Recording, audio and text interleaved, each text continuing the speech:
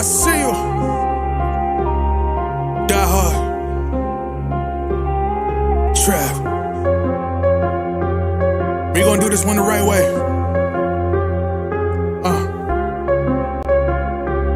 We in here forever. Yeah. Die hard. Homie, die hard. You can check the swag, he the realest by far. Swimming in that blue and orange, he the lifeguard. Yeah, he been through pain, at least he got some nice scars. He can smell a trophy, yeah, he need it back to back. Represent himself, his own name is on his back. 10 toes down, try to stop him, he come back. Bandwagon hoppers, he will knock you off your tracks. You ain't saying nothing, Nero been here from the start. He been working in the lab to take his team and make it art. See him going over film to help him build and make him smart. He will tell you how he feels because he's real and he got heart. He will never fade away, he will never change his face. Everybody picking faves and he's feeling out of place. Cause he is for the team and he always rep the squad. Like that Christmas movie, he gon' always die hard. City on my back. They ask me what's my name and it's on my back. I'm just speaking facts. We got big dreams, we ain't looking back. We be really die hard, yeah, that's a fact. We be really die hard, ain't no going back. Make the whole crowd rise like a thermostat. Fourth quarter, I'm the killer that's gonna murder that. What's good, guys? The Hard Knicks podcast in the building. Coming in hot as always from the streets of New York City. Knicks about to get a preseason game on. We turn on the lights like Teddy Pendergrass. About to get busy, man. As you can see, got some Twitter stuff on the screen there. A couple things I want to talk about before the game starts. One thing in particular, today, Tom Thibodeau's actually going to bench the starters. So we're playing too many preseason games. So we already played 3. This will be the 4th one, and then we have 1 more after that. So he's getting everybody a break and giving guys that this, because we have plenty of guys that haven't played yet. You know, you want to talk about TJ Warren. He played like a couple minutes in the first couple games, whatever. Of course, Tyler Kolek didn't play the last game. You know, everybody wants to see, Ariel Hakporti get up in there. Quite a few other players, too, that didn't get in the mix yet. So hopefully we get to see these guys. I would like to see Jacob Toppin get loose a little bit. I would love to see Tyler Kolek have a big breakout game just so you guys can keep a heart on tonight. You know what I'm saying? With your significant other, you get your libido up. You get to see Tyler Kolek go crazy. So that'll be all interesting and stuff, man. But the game's about to start. So before we get into it, let's take a look at my Twitter feed. And, this Die Hard Knicks PC, as you guys can see on the screen. Affiliated with Nothing But Knicks, like I said. Front Stoop, which is also a Simeon Russell channel. Still Knicks. And also, I already mentioned in the last pod. I'm not sure if I should have said anything. But we'll be doing some more pods with other brands also. Yeah, man. As you can see on the first thing, it says I'm extremely thankful for you guys for following. I just want to be remembered. When it comes to podcasting thing, if I'm not like majorly successful, like 40,000, 70,000 subscribers and all that stuff, at least I'm in the mix. There's a following that remember that dude. If people if put me in a conversation, I would appreciate that more than anything. Shout out to State. I'm always bringing up State. State had a really good podcast today. He actually had Scoop B, Brandon Scoop B Robinson. He had him on the pod today, and they talked about what it is to be black in the industry. Also talked about the Knicks and various other different things, behind the scenes stuff and whatever. So I thought that was pretty dope, for Scoop B to give State his time. Scoop represents Harlem, man. I think his dad was from Jersey. Or his mom was from Jersey and his dad was in Harlem. So, he's a Harlem dude. He represents Harlem crazy.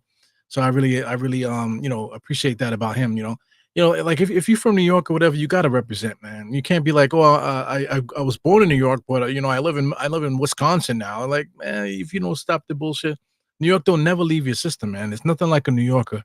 And if you listen to Scoop B, listen to him, you can see that he's a Harlem cat, man. So, shout out to State for that pod. Also too, man, I'm tired of talking about it, but I gotta talk about it before the game starts. They leaked more audio here. This is Legends here has been leaking audio about what they were saying here. So basically, they have the transcript there, if you want to call it that. He says, he tells Dante, that was some sucker shit. And I agree. You were talking to me. He said, you were talking to me, and he said, I'm going to let you live, brother. And he said, I was talking to Tibbs. You want to bring it out here in front of the cameras? Yeah, but Dante was the one that started that shit. So and again, the cameras are there, so he starts yelling, "Yo, you want to bring it out there in front of the cameras?" Like, that's sucker shit right there. So I mean, like that's why Rick Brunson ran up on him, because that energy that Dante has there, the way Rick Brunson came up on him. That's how I would feel. Like, now you want to do all that yelling shit. What the fuck you yelling at, fam? You know what I'm saying? That's the energy I would have. That Rick Brunson energy right there. If he was younger, he probably would have snuffed him. So I hate people like this. People that do that. They like to make spectacles and stuff and trying to make it seem like it's you, the one that did something, but it's really them. But they only going to see you slap them. But just to look at the comments here, just scrolling through the comments, people agree and saying that Rick Brunson is the one that's at fault. I don't know if this is the real person. And he said, I don't know if Rick Brunson is aware he is not in the NBA. See what I'm saying? Like these guys are all siding on Dante, and Rick Brunson is the one that's wrong. I don't know, man. Everybody in here that says that in this chat, in this thread here, is a bunch of suckers, man. All of y'all are a bunch of fucking suckers. And I hate talking about stuff like that. Try to keep it positive on the podcast. But there's something going on out here that we're not drinking the same water.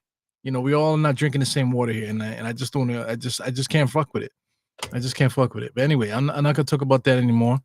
Just to make me angry and shit. But we're getting busy here. It seemed like the game was a little bit late. I don't know if the Rangers played or something. That's why there's a little bit of a delay, because the game was supposed to start. What time is it now? Game is supposed to start at 7:30. Here we are at 7:40, and they just announcing the starting lineups here. So we got Cameron Payne, Miles McBride, Landry Shamet, Precious Achiuwa, and Jericho Sims tonight as the starters. We'll see. I have a high praise for that backcourt, Landry Shamet, Miles, and Cameron Payne. I would love to see these guys get 30 minutes tonight, 30 minutes, and let it rock out. I would like to see all these guys get 30 minutes. We got a lot of good guys. We got Hawk Porty to back up Jericho Sims. We got some power forwards. We got Chuma, they could back up Precious. The small forwards, like I said, TJ Warren is out there. We got Pacome is out there, Pacome Diate. As far as the point guards, you got Tyler Kolek.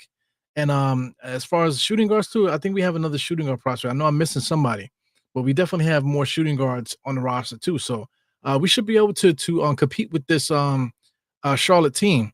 And now, I want to play to win tonight, just to prove that this bench squad needs to prove that they mean business, that they can give the starters a break, and they can start a game, and we can still pull out a win, even though it's preseason.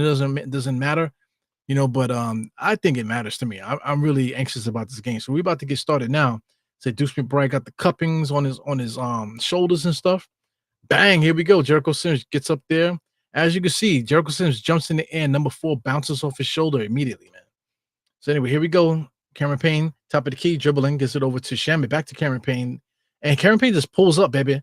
Misses that. Jericho Sims jumped underneath there, and they're going to call over the back. They're going to call loose ball foul there. They're going to call loose ball foul on Charlotte. And I agree with that. Jericho Sims jumped in the air, and then number 4, trying to box out, got up underneath him and cut him up, undercut him. So shout out to everybody in the chat. Quite a few people talking in the chat, man. So shit. So I'll get to that the next break, man. You guys are definitely representing in the chat. Deuce McBride just put up a shot. He gets blocked here. Number 24.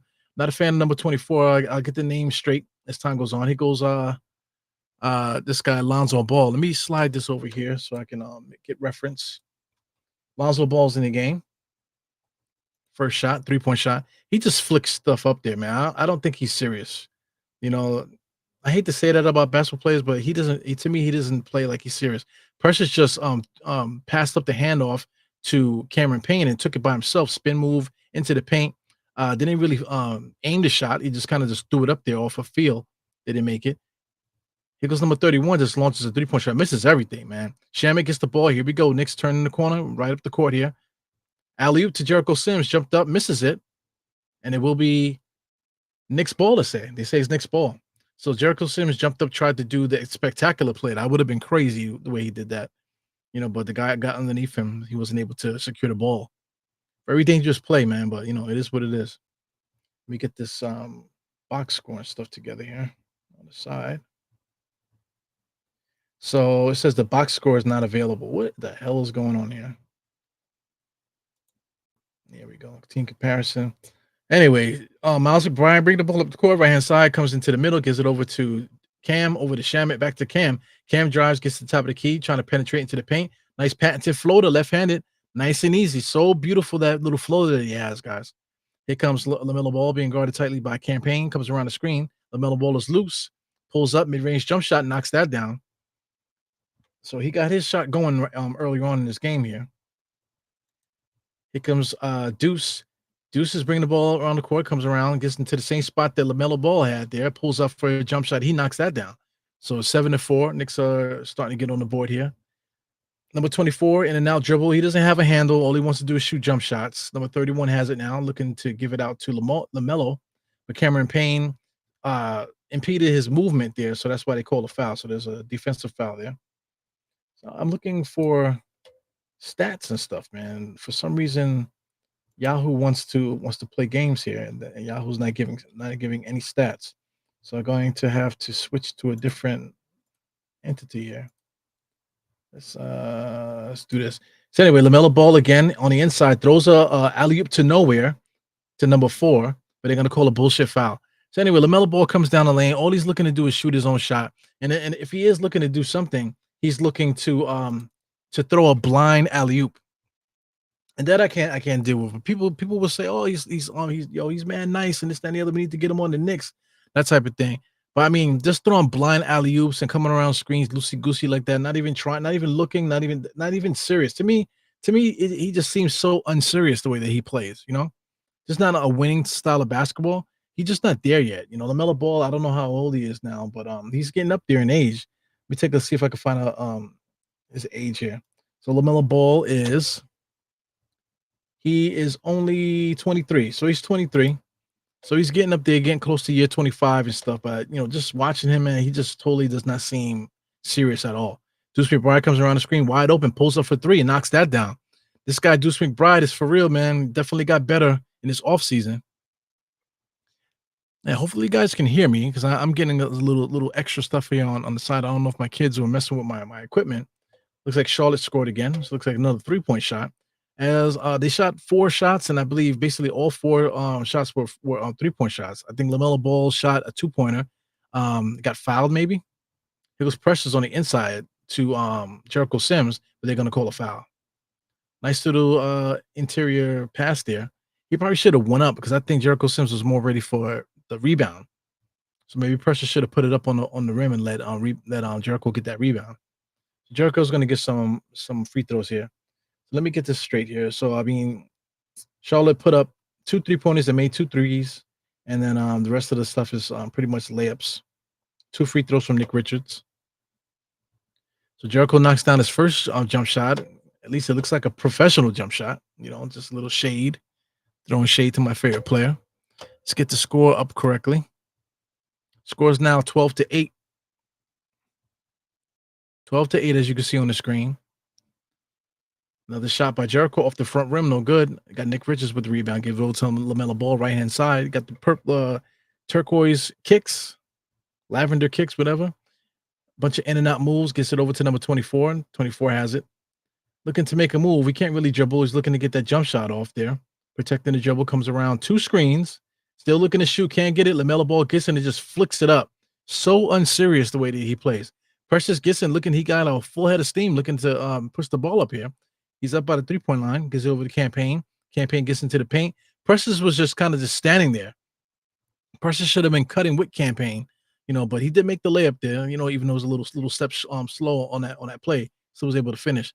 LaMelo Ball gets it over to, nope, that was number 31 to LaMelo Ball, inside to Nick Richards. And they called travel. I thought they called another foul because, I mean, they treating Nick Richards like he's freaking Patrick Ewing out there. Campaign between the legs, behind the back, on the elbow. Looking to formulate something now. Miles McBride has it. Thought about a shot. Comes around the screen there on the switch. Picked up his dribble. Gives it to Shamet. Shamet's looking now. Comes around the screen. Immediately pulls up. Baby. Knocks that 3 down. Foo, foo, foo. Ratchet there for Mr. Shamet. Big gun. Number 24 has it. Let me get 24's name. That's Brandon Miller. I'm not a fan of Brandon Miller. He's going to probably end up being like an 18-point a game kind of guy. Maybe even hit 20 points per game. You know, did he do that last year? Let me see what he did last year. I just not a fan of his game. He's just one of those guys that all he wants to do is shoot threes. He scored 17 points last year. So I think he'll probably do that. Maybe he might eclipse that and get a little bit more as time goes on. But I'm just not a fan of his game. So I thought that was the end of the quarter. We got plenty of time, baby. Here comes number 24 back out to LaMelo Ball. He flicks another shot, knocks that down. So unserious the way that he shoots it, but he still knocks it down. So many threes. Shamit gets it, fakes a three, gets it to campaign all the way inside. Beautiful layup off the glass, no good, but a foul was called. Beautiful layup, man. The way campaign knows how to explode and then just change the speed and stuff like that to cause that foul. So as you can see, nice little first step, but then he immediately slowed down because he anticipated Nick Richards coming in there for the block. So he could have finished it, but he did get a foul as well. So we got 2 shots on the ball here. So I'm liking what I see here. So NBA.com is going to be messing with me all game here. So I got to keep hitting the refresh button over here. So the score is 15-13. Shout out to anybody looking. Shout out to anybody lurking. Shout out to my man Benj. If he's watching, I just sent him a link. Still doing these podcasts, doing it because I love it. Love doing play-by-play. It's one of my favorite things to do. I'm going to watch the game anyway. That's my theory. I'm going to watch the game anyway. So you might as well hear my voice rather than me be at home and I'll be like throwing shit and slamming stuff and all kind of things like that, or getting disturbed too, because, all of a sudden the game is on now. The kids want to fight. Now all of a sudden my wife got a dire issue. I'd rather just be here on this computer, man, than have to worry about any of that stuff. So anyway, Knicks before the kids, man. Nick Richards now, 3-point shot. He flicks that. That's number 0. Who is that? No, that was that's Mikal Bridges. Miles Bridges, excuse me. So another Miles McBride crossed over on Bridges there. Is it over to Precious? So now Precious is in the post. He's going to give it to Shamit. He comes around the screen. Nice pull-up. I love Shamit's pull-up game, and Jericho Sims gets high up off that rebound to put the putback in. Good offensive rebound by Jericho Sims. Precious was there, but Jericho Sims was already rising before Precious even thought about it. Look at number 0. Miles Bridges just throws it up. Campaign now always got the head up. Always got his heads up. Looking to go around. Looking, observing. Jericho Sims sets the screen. Campaign thought about driving. Gives it over to Shamit. Back to Precious. Over to Miles. Miles comes around the screen. Pulls up. Short.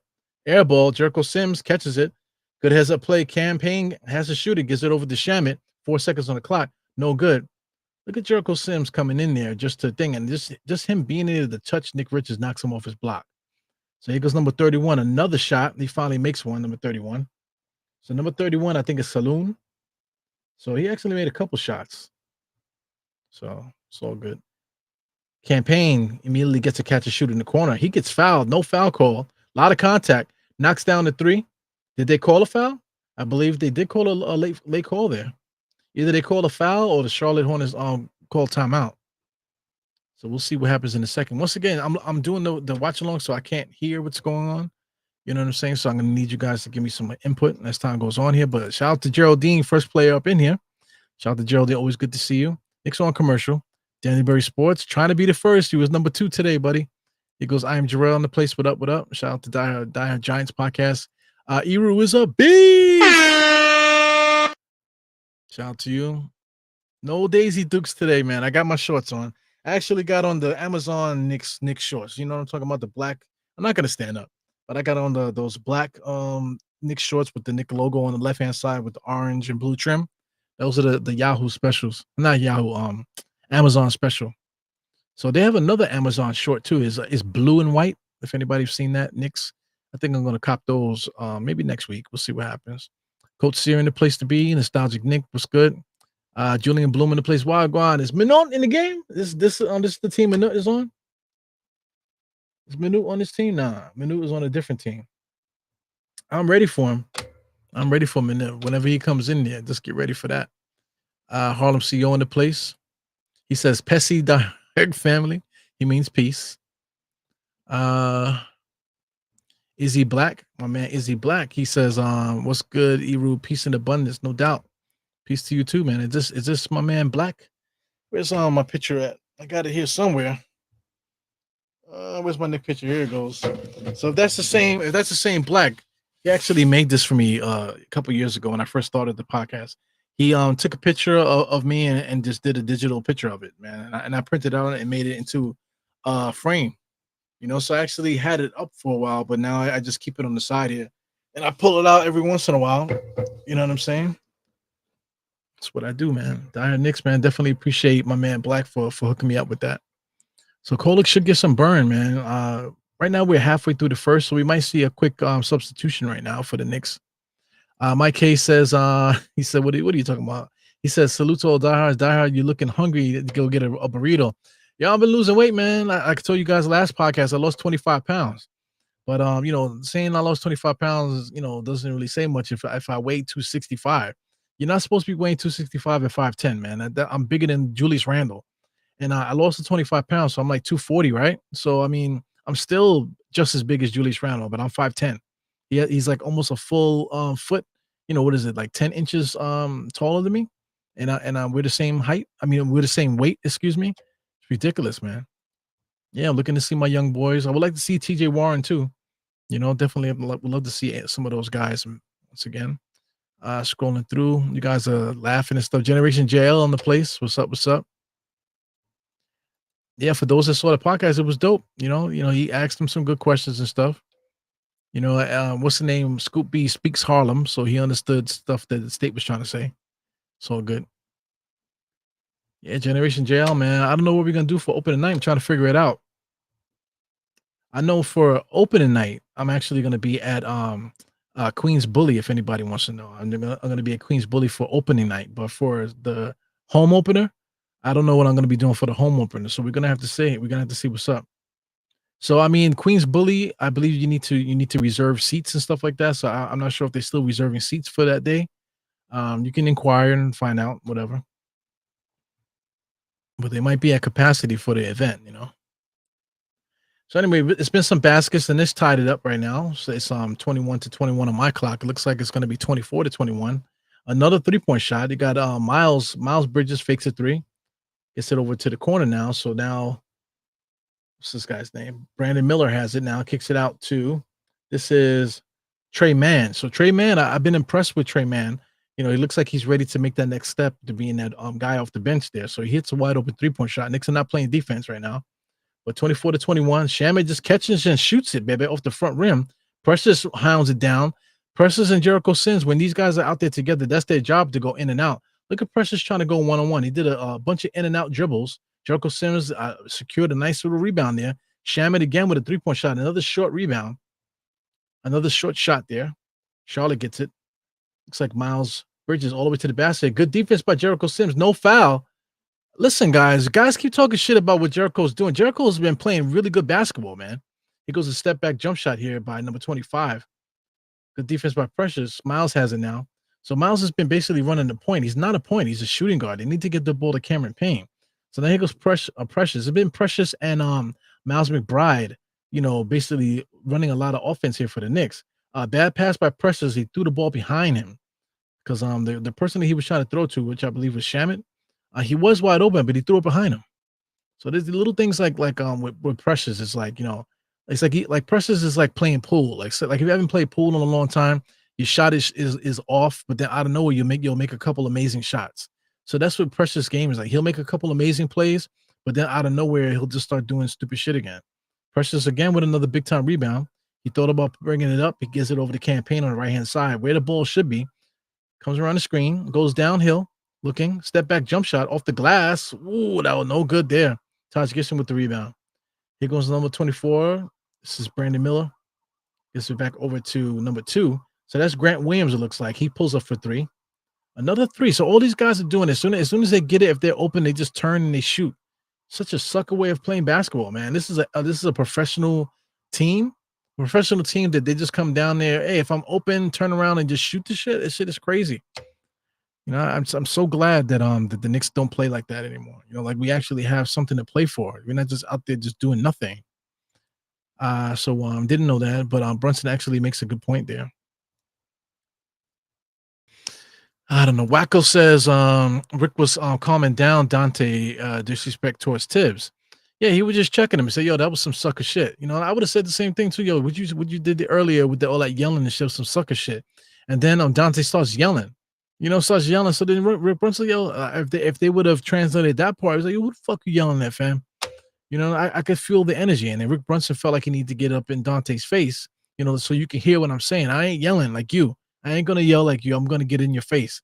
So where the fuck is Rick Brunson from? He's from Chicago, I think. So that's that Chicago energy. I believe Rick Brunson's from Chicago. So I'm not gonna look it up. So he definitely has some New York energy there, man. Definitely a Brooklyn energy about Rick Brunson. Yeah, cut that bullshit. Who you yelling at, fam? Who you yelling at? So I gotta get closer to you so you can hear what I'm gonna say before I slap the shit out you. I just I don't know how people could condone that and the Dante energy. I just don't understand. But we living in a different world, man. New York is only a one ecosystem. The country is super big. There's 49 other states, right? So New York is only New York. It's only one. 49 other states, agree with that dumb shit, man. So I don't know, man. So Nostalgic wants to know why is Sims playing. He's been playing good, man. He's been playing really good. If you've been watching the first quarter, I don't know if you're just gonna keep watching him through. Oh, I hate Jericho Sims' eyes. He's actually been playing pretty good, playing pretty good defense. Doing his job, boxing out and rebounding and stuff, moving the ball, being available for stuff. He's been playing pretty good. Him and Precious, securing the center and the power forward spot, man. So I think they've been playing good. So that's the reason why he's playing. I'm quite sure Hawk Porty's going to get his chance. He's Jericho's not going to play 48 minutes today. I don't get it. I don't get what it is, Wacko. You know what I'm saying? I don't get what it is with that. Like you're in your feelings about what? You know what I'm saying? You're on Minnesota. Now you got some spicy stuff to say to your coach and to whatever. Now you want to start drama. It's all sucker shit to me. It's all sucker shit to me. It's like if you go to another job, right? You don't go back to your old job and start talking shit to people at your old job. It's like, come on, man, grow the fuck up. Grow up. For real. Agent Super Agro. What's up, man? I haven't seen that face in a while. It's kind of like I don't know what's up with that picture of yours, man, but he says, I hope there's a discount to those seats tonight at the Garden. For real. Shout out to Generation JL with the emojis.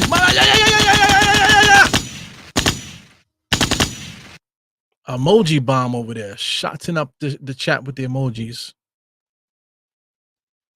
Yeah, I wish I could see this cat too, man. But he's been hurt, so he has like a weird injury too. I don't think it's just like a basic, like a sprained ankle or something like that. He has like some kind of like weird growing thing going on, So we got to see what that's about. -2 Trill, what's up? He said, it's the diva effect of being the star. We'll see. I really want to see Diate play. I really want to see if he added anything to his game this summer.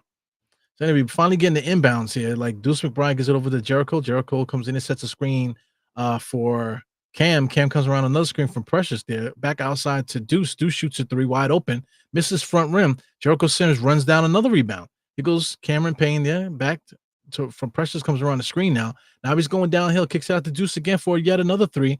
And all the Knicks 3-point shots have been on front rim on this entire night here. Number 25 has it, gives it over to Trey Mann. Trey Mann looking to make something. Trey Mann got baggy shorts, it looked like. Got some nostalgic looking shorts there.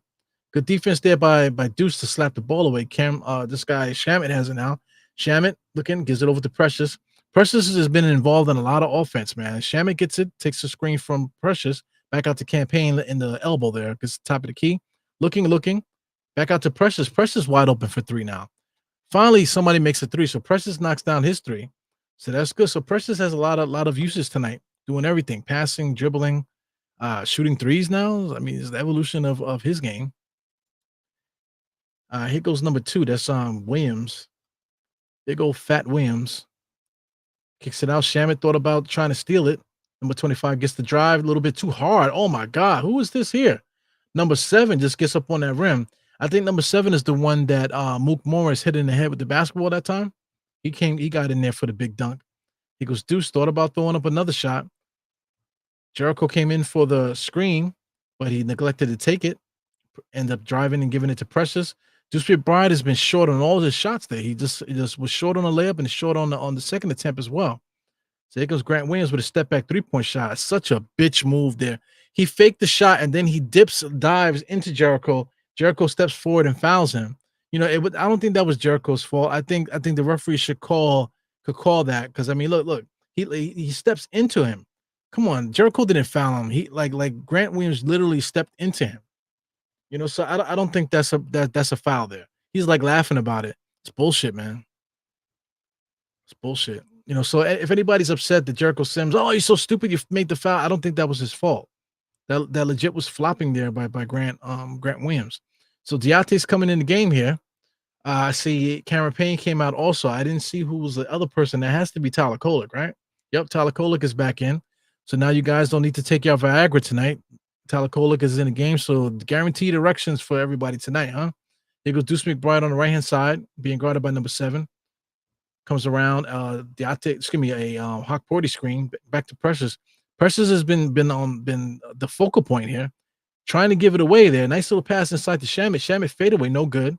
So the Knicks are erratic, can't make a shot right now. Number 25 is pushing the ball up the court. Back over to Trey Mann. Trey Mann about the elbow spin, doing some moves here to Shamet. Shamet stayed with him. So we got Tyler Kolek now guarding a guy that typically plays power forward when he was with the Celtics. Gets it over to Trey Mann for an elbow three-point shot off the front rim, no good. Deuce McBride tries to slide it down there. Shamet comes in there at the rim, and Trey Mann gets an up and under layup there. So these Knicks can't really get it together. Deuce McBride drives, kicks it out to Kolek.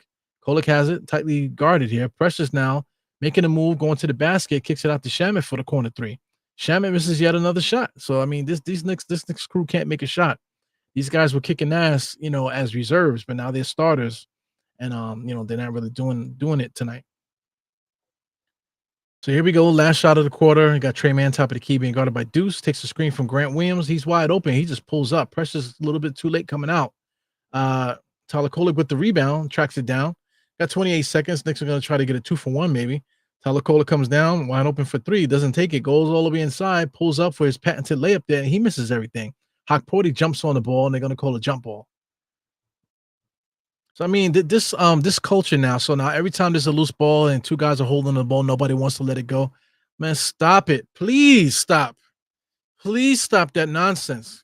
Lee. So anyway, Pacome Diate. Tom Thibodeau loves to make substitutions with like 17 seconds in the quarter. I just don't understand. But Diate finally made his appearance here. He still looks the same. He looks like a little kid, man. He got the baby face. So he's there. He got some height to him, as you can see. He's pretty tall, 6'8". He got some height to him. So right now, at his height, he's maybe like the 3rd height tallest player. No, yeah, maybe because he's about the same height as Precious. At least that's what it seems like. So the referees are taking forever to put this ball in play. God damn, man. So Ariel gets it. Pacome gets it right on the dime here. He goes Tyler Kolek, top of the key now. Knicks are going to run for one shot here. Got 10 seconds on the game clock. Shot clock is turned off. So the refs stop the game here. Here we go. The referees want to get their merit badge today. So what they're going to do, they're going to put some extra seconds on the clock and this, that, and the other. Make sure we get it right. You know what I'm saying, man? Fuck these refs, bro. So they're probably going to add some seconds to the game clock and add some seconds to the shot clock. So there's probably be like 1 or like 0.3 seconds left on the game clock or something like that. Congratulations. You guys are NBA referees. Oh, yeah. 17 seconds. Now it's 6 seconds. Can we get this game going, please? Still trying to figure it out. Referees still haven't put the ball in play. Here goes Deuce McBride finally trying to get it inbounds in. Can't get the ball in. Gets it over to Hawk Porty. Hawk Porty back to Miles. And they're going to call it offensive foul. So that was a legal screen there by Hawk Porty. Not a good screen there. Moving screen. If you're going to set the screen, you have to establish the screen. You can't just hit the guy and run. That's an illegal screen. Guys need to know what to do. Hawk Porty was setting the immaculate screens the last time, but that screen was not good. He goes Trey Mann on the inside. Good defense by Tyler Kolek there, but Mann misses it. So anyway, first quarter play, not the best basketball that we've seen so far with the Knicks. Of course, our starters haven't played. This is our bench guys starting today. And so far, all of our guys have been missing, man. So take a look at the box score here. Not the best box score on the left-hand side on my screen here, you guys. That's what I'm looking at. The Knicks right now, everybody's shooting hard balls. Shamet 1 for 7. Precious 2 for 6. McBride 2 for 9. So I don't think these guys are going to shoot this bad the entire game. These guys are good players. You got to give them credit. You know what I'm saying? So a couple guys that are in there now. Diate just came in. You got Tyler Kolek and Hawk Porty. I'm expecting Okike to get in there. Maybe Toppin. Maybe TJ Warren. We'll see. So any of those guys, I'm expecting to get in. Maybe all of them. I'm expecting Toppin, Warren, and Okike to get in this game. So we'll see what happens. I really want to see TJ Warren because if he really has something left to give, then I would like to see him play. Because I would like to win games this year. I just don't want to be bullshitting. And also, too, it's good to have the extra talent, have the extra talent on the roster. Just in case somebody gets hurt, of course, just to have them on the roster for practice purposes, and then also for down the line. If we decide that we want to make a trade, we can make a trade, and then we'll still have adequate talent off the bench just in case something was to happen. So it says I have a lot of comments here, so I'm just scrolling here to make sure I say what up to everybody. We got D School up in here, D Cool 718. Shout out to my East New York fan, man. I met a girl today at work. I didn't really say much to her the last time I spoke to her. We worked together, and I saw her around. Just say hi, that type of thing. But today I just asked her because she's real chill. I'm just getting to know her. She seemed like she's pretty even keel. So she says she lives in Jersey, whatever. I said, "Well, no, but where you from? You from New York, right?" She says, "Yeah, I'm Brooklyn." What part of Brooklyn? She says, "East New York." I said, "Oh, East New York." Here we go. So I met another fellow countryman from East New York. Shout out to East New York, Brooklyn. Everybody from East New York, for the most part, is pretty chill. If you know anybody from East New York, they're not a rah kind of person. So she fits the criteria. Super chill. What I'm saying, really cool and stuff. Just fits the criteria. For East New York. We done been through a lot. We done seen a lot, and we don't keep up with a lot of noise because where we're from, people get slapped for making too much noise. Shout out to Dante DiVincenzo. People get slapped for making too much noise in East New York, man. Like, who you talking to, fam? That's just the culture, man. So everybody respect, to me, for the most part, East New York people respect each other, especially like the older kids, older cats. We adults, we respect each other for the most part until it's time to get it going. But anyway, number 7 just catches and shoots it, no good. Tyler Kolek slaps the rebound to Miles, so we're gonna get it popping coming across the timeline. Deuce McBride in between the legs, double crossover all the way to the basket. Opposite side layup by Miles McBride. So listen, Miles McBride has take moves to the basket, and he's been getting to the basket at will in preseason. So I really appreciate that. So Miles McBride stepped up. Tyler Kolek should have pounced, for that double team. But the Knicks still were able to break it up. It's still Charlotte ball, though. As a team, I think the Knicks are playing good defense as a team. We can't really do much about this three-point shooting that's happening. There's like too much three-point shooting. Charlotte is shooting a lot of threes. That's all they want to do is shoot threes, Charlotte. So Knicks have been shooting a lot of threes as well. But I just feel like the Knicks are playing a better style of basketball. Here goes Lamar Ball, just takes a screen, gets at the foul line, and throws up a shot. It's no good. He didn't have an alley-oop to throw, so he had to throw up a mid-range shot. Here comes Tyler Kolek there, stops at the half-court line, does it in and out. Not a really good decision. Miles McBride again comes down screen, gets to the Hawk Porty. Hawk Porty gets in and master blaster on the inside with the left hand, baby. He comes in and gets up high, does like a little kind of a cockback windmill, and then bangs it with the left hand. Big time dunk there by Hawk Porty. Welcome to the NBA, baby. Nick Richards is a decent center too. Here goes on LeVar Ball, whatever he is. Whatever he is. LaMelo. His name is LaMelo, right? LaMelo Ball just hit just shot a step back 3 to nowhere. Diate going to the basket, and he gets a two-handed dunk, the slowest dunk I've ever seen. Slow dunk and hanging on the rim and this, that, and the other. Shout out to Carl Towns with the Dipset Diplomats Knicks jersey, man. Looking like he's from the freaking Upper East Side, Harlem there. Hey man, shout out to East Harlem, yo. Shout out to everybody out there, First Ave and stuff. Right over there by the that's the slowest, even in slow motion. Slow motion, it looked like he was just like literally just like on a skateboard or something like that. It's like crazy. Fisher Price skateboard. Yeah, man. Shout out to all my Harlem people over there on the east side of Harlem, man. It's definitely a different ecosystem over there compared to, say, the west side of Harlem. Two different kind of ecosystems. You got middle Harlem, Spanish Harlem and stuff. You got Morningside Heights. You got Parkside, north side of area. Everything is different. Like where State is, where his liquor store is basically north of Central Park. So that north of Central Park area, I forgot what they call that.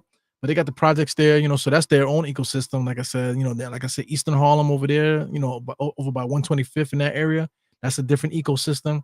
Then you got down on the right hand side over there by 116th Street over there, that's different because that's Spanish Harlem. So I mean Harlem, then you got Morningside Heights. This really is Harlem. You're talking about the Upper West Side over there, it's Morningside Heights. That's really Harlem too. People don't really say that's Harlem, but it's still technically Harlem, south of Harlem. You know, they call it Soha. That's what the gentrifiers call it, Soha. Yeah, so I mean, you get up there in age, man. You live in New York City. I've been living in New York City for like almost 50 years, man. 40 something years. And I done seen basically everything, man. Even a little bit of Staten Island. Staten Island is kind of like bugged out a little bit, some parts of Staten Island. You can go to like the suburbs area and also like Stapleton over there in that area where the projects and stuff is right by the bridge. Definitely different, man. Looks like Yonkers over there in a lot of ways. Even though Yonkers has really nice parts too, but when you go to the bad areas, it's like, okay, yeah, I'm in the bad area. Oh shit. But you live in New York City long enough, man, you're gonna see a lot. And I encourage people to make friends, man. For young people that are out there, some people don't even leave the block. They just be on the block, all the time. They don't leave the block. Being from Brooklyn, East New York, I'm not afraid. I was never afraid to go anywhere. Whatever, to go hanging out, going to the Bronx, going uptown Manhattan, Harlem, going into the low to the LES. That's another ecosystem. There's other different places too throughout Manhattan, little pockets of places. Even south of 96th Street, Morningside Heights, of course, that's north of 96. South of 96th Street, they got their little pockets also, projects down Amsterdam. So I mean, there's a lot of different little sects there. I'm talking about hood areas, quote unquote. You know, that's where it's happening. That's where the culture is. Shout out to New York City. Here comes Lamelo. Lamelo ball comes across the timeline back to Trey Man, back to Melo, back to Trey Man. So they just throwing bullshit. They're just trying to get 3-point shots. Trey Man just shoots another three. So they legit were just heaving the ball back and forth to each other, and then Trey Man shoots a three. I actually like Trey Man's game. Definitely like Trey Man's game. Deuce McBride has it now. Kind of switching his pivot foot back and forth. Throws the alley-oop to Hawk Porty. Not a good decision, man. Here comes fat ass Grant Williams there. Gets the ball over to LaMelo. LaMelo shoots that three. No good off the back rim. High rebound. Number 31 gets it. Grant Williams gets it, swings it over to Trey Man. Trey Man back to LaMelo Ball. Guess what? Another 3-point shot is up, and they're making another 3-point shot. So these guys are just raining threes. Hallelujah. Tyler Kolek crossing over, trying to get into the paint, forces a pass over to Deuce. Deuce is at the elbow, gets it to Hawk Porty. Hawk Porty throws a no-look pass straight out of bounds to the half court. So Hawk Porty's been very erratic. The entire Knicks squad today has been extremely erratic. The starting lineup has been erratic today. The starting lineup is our backups. They've been erratic. Hawk Porty's been very erratic. And a lot of erratic shit happening there. Even Tyler Kolek's not really playing really well right now. Tyler Kolek has it. I mean, playing defense against Trey Man, little crossover back to LaMelo Ball. So here we go. These guys are just playing. They're just heaving it back and forth. LaMelo Ball tried to throw an alley-oop, gets it inside to Nick Richards. So if they can't get LaMelo Ball to throw these alley-oops going to the basket, then they just heaving the ball back and forth, just shooting threes. Man, this is ridiculous to me. It's like worse than the park. Worse than the park. So I think TJ Warren did play though. I think he played already, because I remember seeing him play some garbage minutes, maybe the first game. Shout out to Dwayne Freddie. What's good, Dwayne Freddie Hubbard? What's good? What's good? Yeah, Craig Hall in the place. Everybody shouting, saying what up to each other. Old head in the place. Is he black? Let's get this W. Yeah, so I'm just making sure I catch you guys, what you guys are saying here. You guys are definitely contributing to the chat a lot, man. Shout out to Anudi. Shout out to Angel Torres in the place. So here we go. Somebody's trying to stress me out. Hector Gasson. What's the score? It's on the screen. Tyler Kolek trying to make something happen here. I think Anudi, I keep saying Anudi. It's Hawk Porty. Got himself confused there. Tyler Kolek trying to get in the mix on the rebounds there. He gets the ball at the elbow. He's trying to dribble, trying to throw it inside the Hawk Porty. He does get it to him. Pacome in the corner. He shoots a three and knocks it down. Knicks are getting some good open shots. I tell you that. So this is spacing for the Knicks is much better than what I see from Charlotte. So here comes Trey Man again. Takes a screen, looking to get it inside for the alley-oop. Nothing happening. Kicks it out and just throws it out. These guys don't know where they're supposed to be. They just have one thing. They just need to get threes up. That's all they care about. Scrolling. Yeah, I see you guys notice the dip set stuff. Got De La Music in the place. What's good, De La? We got to get up with each other too, man. You've been inviting me to Brooklyn to go hang out for so long, man. I definitely got to make good on that, man. I just haven't been working in Brooklyn. I was working in Brooklyn maybe like 2 summers ago, like every day, every day for like over a year, like 2 years basically. I was working in the summer for 2 years in Brooklyn, and I haven't been back over there since. So he'll pack him to out trying to get the ball in, almost a 5-second violation. Here goes Tyler Kolek. There comes around the screen. Hakporty's getting caught in there. Tyler Kolek is all the way to the basket. What is the referee calling here? Referee's calling a foul on the floor. So that referee, the female referee, she got a lot of moxie, man. It's a little bit too much animation and the stuff that she's doing over there. It's really pissing Tom Thibodeau off. Tom Thibodeau's getting pissed. Yeah, a little bit too freaking antsy there, young lady. Deontay does look nervous, man. He's licking his lips. He looks pale and shit. He forgot to shave his armpits. Tyler Kolek trying to get inside there. Gets it over to Pac Home again. 2 3-point shots there by Home. Home smiling and stuff. It's a cute kid, man. He's only 18, bro. What were you doing at 18? What were you doing at 18? Look at him laughing. They're trying to hold him and stuff. He's like laughing over there. And he's from France too, you know what I'm saying? So it's nice to see, he's from France. He raised over there. He speaks English really well. You want to talk about Dipset? He sounds like he's from Harlem or like he's from freaking the Bronx somewhere. Tremont. It sounds like he's from East Tremont. So he'll be living in New York and stuff. So he'll definitely get our culture together. Hopefully that becomes a part of his game. Here goes Brandon Miller, literally shifting his pivot foot all over the place. Gets all the way to the basket. Hakporty was able to play some good defense there. Taj Gibson throwing his body around, kicks it out back out to number 0. Miles Bridges gets in there. Taj Gibson. Oh, offensive interference. They didn't call it. Knicks get the ball. Looks like TJ Warren has the ball. And TJ Warren literally just throws it right back to LaMelo Ball. LaMelo Ball even laughed. He goes at alley-oop to number 31. He gets it up on that glass. He misses it. He goes Tyler Kolek, pushes ahead to Deuce. Deuce stops, pulls up on a dime. 3-point shot, knocks it down. So anybody wants to know the score? Let's get the score on together here. And NBA.com is not really updating. Knicks are finally up by 2 for that 3-point shot. So it looks like Charlotte wants to get. Nope. Does Charlotte want to get a timeout? So one thing I want to say about the Knicks that we're definitely trying to get the ball up the court quickly. We're trying to get the ball up the court as quick as possible. So that's definitely the game plan as a team. Here comes the Knicks. Tyler Kolek is calling for something. He's asking for Hakporty for a screen. Hakporty sets a great screen. He gets the pass inside. Hakporty wasn't paying attention. Deuce again with another catch and shoot on the outside. No good. So right now McBride is like 4 for 13 right now. 2 for 8 from 3. Miles Bridges kicks it to Melo. Throws it way over the backboard there. Tyler Kolek now in the middle of the basketball court. Shovel pass over to Pacome Diate. Back to Kolek. Inside for the floater. Hard off the glass. No good. He kind of hit the back rim. He was trying to throw it hard off the glass, but he missed it. Hit the back rim there. So Tyler Kolek looks a little frustrated. Looks like he got busted in the mouth there. His mouth is bleeding. So Deuce is coming out. Tyler is staying in there. So we got Cam Payne in it. Cam Payne and Tyler Kolek has some good chemistry together when they played with each other the other day. So I'm looking to see more of that.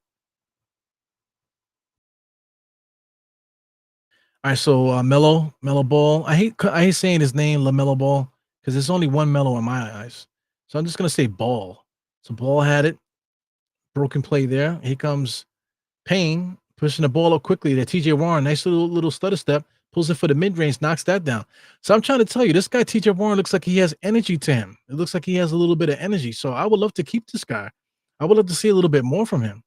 And Melo I keep saying Melo, I hate it. Ball just shoots another 3-point shot, just unsolicited, no offense running, just threw it up there. Corner 3-point shot there. Another one by TJ Warren. So what are we talking about here? So now the Knicks are now on a 15-0 run right now. Charlotte's still coming down here. Here goes Ball all the way to the basket. Instead of shooting it, he kicks it out to 31. 31 shoots a 3 and knocks that down. That's all they want to do is shoot threes, bro. So Tom Thibodeau is the one that calls timeout. He's pissed off even after the Knicks go on a 15-3 run. Tom Thibodeau is the one pissed off calling a timeout.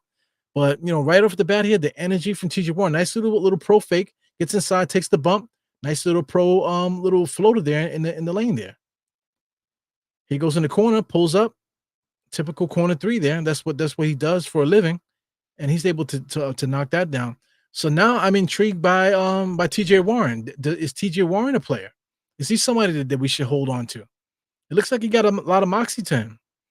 So I like Shaman, I like Cameron Payne and Deuce. But if TJ Warren could play, then I would like to see him out there. I would like to see what he can do.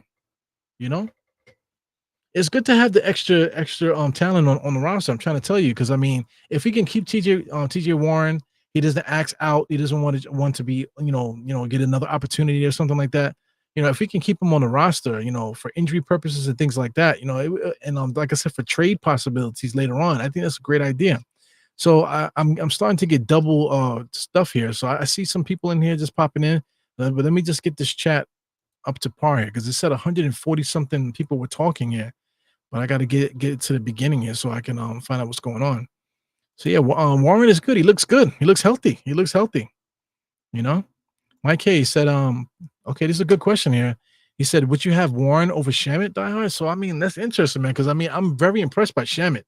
So I mean, that is incredible that the Knicks have Shamet, who's a legit shooting guard in the NBA, legit backup shooting guard, spot starter in the NBA. And he's possibly on the bubble of not being on the Knicks. TJ Warren looks like he could be looks like he could start. He's playing like a starter, actually, the way that his energy. But just him being off the bench or something like that, I think that he can do that for us. But both of those guys are on the bubble. Here's another player too, that hasn't played yet. Okike, Chuma Okike. I actually like him as a player. He looks hurt though. He looks like he just can't get over the injuries. But when he wasn't hurt, he was a player that was worthy of picking up, and put in your rotation. So, we got Okike, we got TJ Warren, we got guys like Kolik, we got Shamet. We got a lot of guys, man, that deserve to be in somebody's NBA rotation somewhere, if it's not the Knicks. So I just think it's a good place to have here for the Knicks. Good place to be. Shout out to everybody here that made it to the preseason games and stuff. When you get preseason tickets, you have a good chance of not sitting next to somebody. So and even if somebody does come to sit next to you, once we realize nobody's coming, then everybody can just spread out. Fans usually really good about that. Spread out so everybody can have extra room. So and the seats are cheaper too, so you get to see the game, same environment. Even though the games don't count, preseason games are kind of fun to go to. To just to get your feet wet. To get yourself in the garden and stuff, get it together. So I see another Hey Ero. Let me put this on the screen while we do the play-by-play.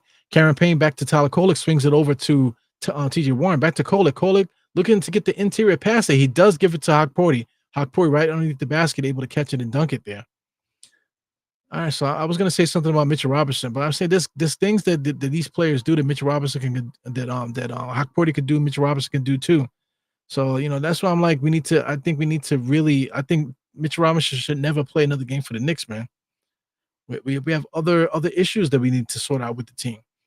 Anyway, here goes Cameron Payne. Nice little hesitation crossover. Takes a lot of contact. Shot on the rim. Tapped up by TJ Warren. TJ Warren is getting out there on those rebounds. He is a good rebounder, 7 rebounds per game when he was healthy. Hokporty does a good job of stopping the baseline drive. There goes another bullshit 3-point shot. LaMelo Ball just throws. No, that's number 31. What's Money's name? Got a weird name, number 31, but he just throws up a 3 and knocks that down. That damn 3-point shot is going to be the death of us, guys. Tyler Kolek doesn't really have much separation. There's a little move there to get the guy off him. Kicks it over to TJ Warren, back to Kolek. Kolek just launches that 3, baby. Knock it down. Knock it down. Tyler Kolek's 3-point jump shot is what is really impressive about the kid. Grant Williams, his bum ass, gives it over to Trey Mann. Trey Mann with a beautiful in and out dribble, drives, nice little drive to the basket off the glass, but he got fouled by Tyler Kolek. Nice in and out move. I really like Trey Mann. I like what he brings to the table. He's coming off the bench for them. But they didn't show the move, but that in and out move was pretty vicious. Going to the basket, kids, if you're learning how to go to the basket, coming on an angle, throw it off the glass. That is the proper way to do a layup on a drive like that. I teach my kids that. My son, my 10-year-old, I taught him that, man, one time, and now he's like a master at that, going to the basket off the glass. My oldest son was a master at that too. He was actually becoming really good before he stopped playing basketball. I don't know why he did that. Anyway, Cameron Payne gets it back to Kolek for another 3-point shot off the front rim. Good rebound there by Hawk Porty, man, pushing the guys off him. A nice box out. Tyler Kolek drives, gives it over to Pacome Diate. Pacome Diate on the inside. Nice little floater there, too. Nice little NBA style floater into the paint. Good shot there by Pacome Diate. Trying not to make too many mistakes. Definitely being very cautious. Good move there by the kid. So another foul on the floor there. A lot of contact around these screens and stuff. So I think Diate got caught with the screen. He kind of gave a little kid reaction there. So nice little jab step. Spins, goes straight to the basket. Nice little floater. A lot of contact there. They're not going to give that to him. But as you can see, he gets up pretty high. Good extension, 6'8". Really like what I see from him. Tyler Kolek now coming around the screen there. Trey Mann just puts the brakes on and pulls up for three. Trey Mann is good, bro. I really like what I see from Trey Mann.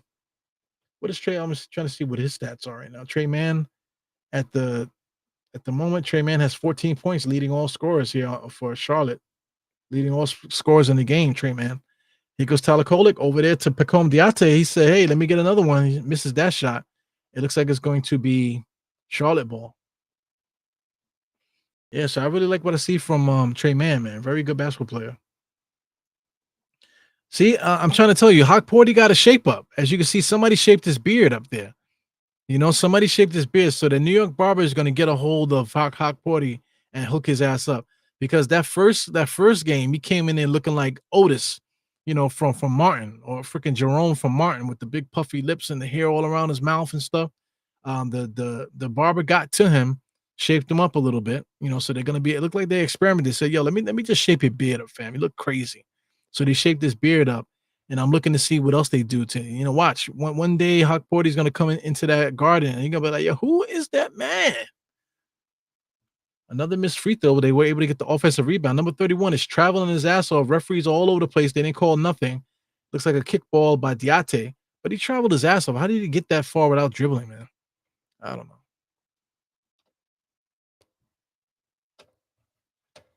Where is my cursor? There you go. Did I just call Mellow balls? Maybe. It's my guy here. What's good? You said you rather TJ Warren than Shamit. I feel you. Second was Cameron Payne, right hand side. It's being picked up. Changing his direction. It got stuck in the corner. Back to Hawk Porty. Back to Campaign. Campaign, quick pass inside the Hawk Porty. Hawk Porty said, I want to fuck people up today. He went in there, pow, again with the left hand. I didn't really realize that he's left-handed.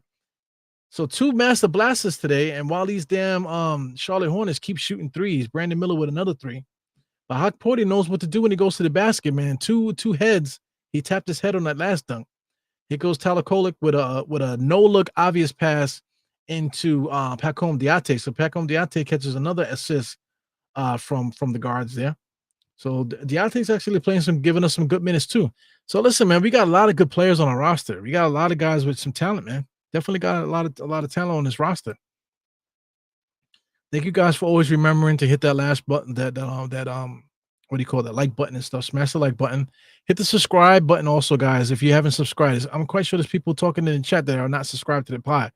You know what I'm saying? So please take care of that if you aren't, So Warren could fill it up off the bench.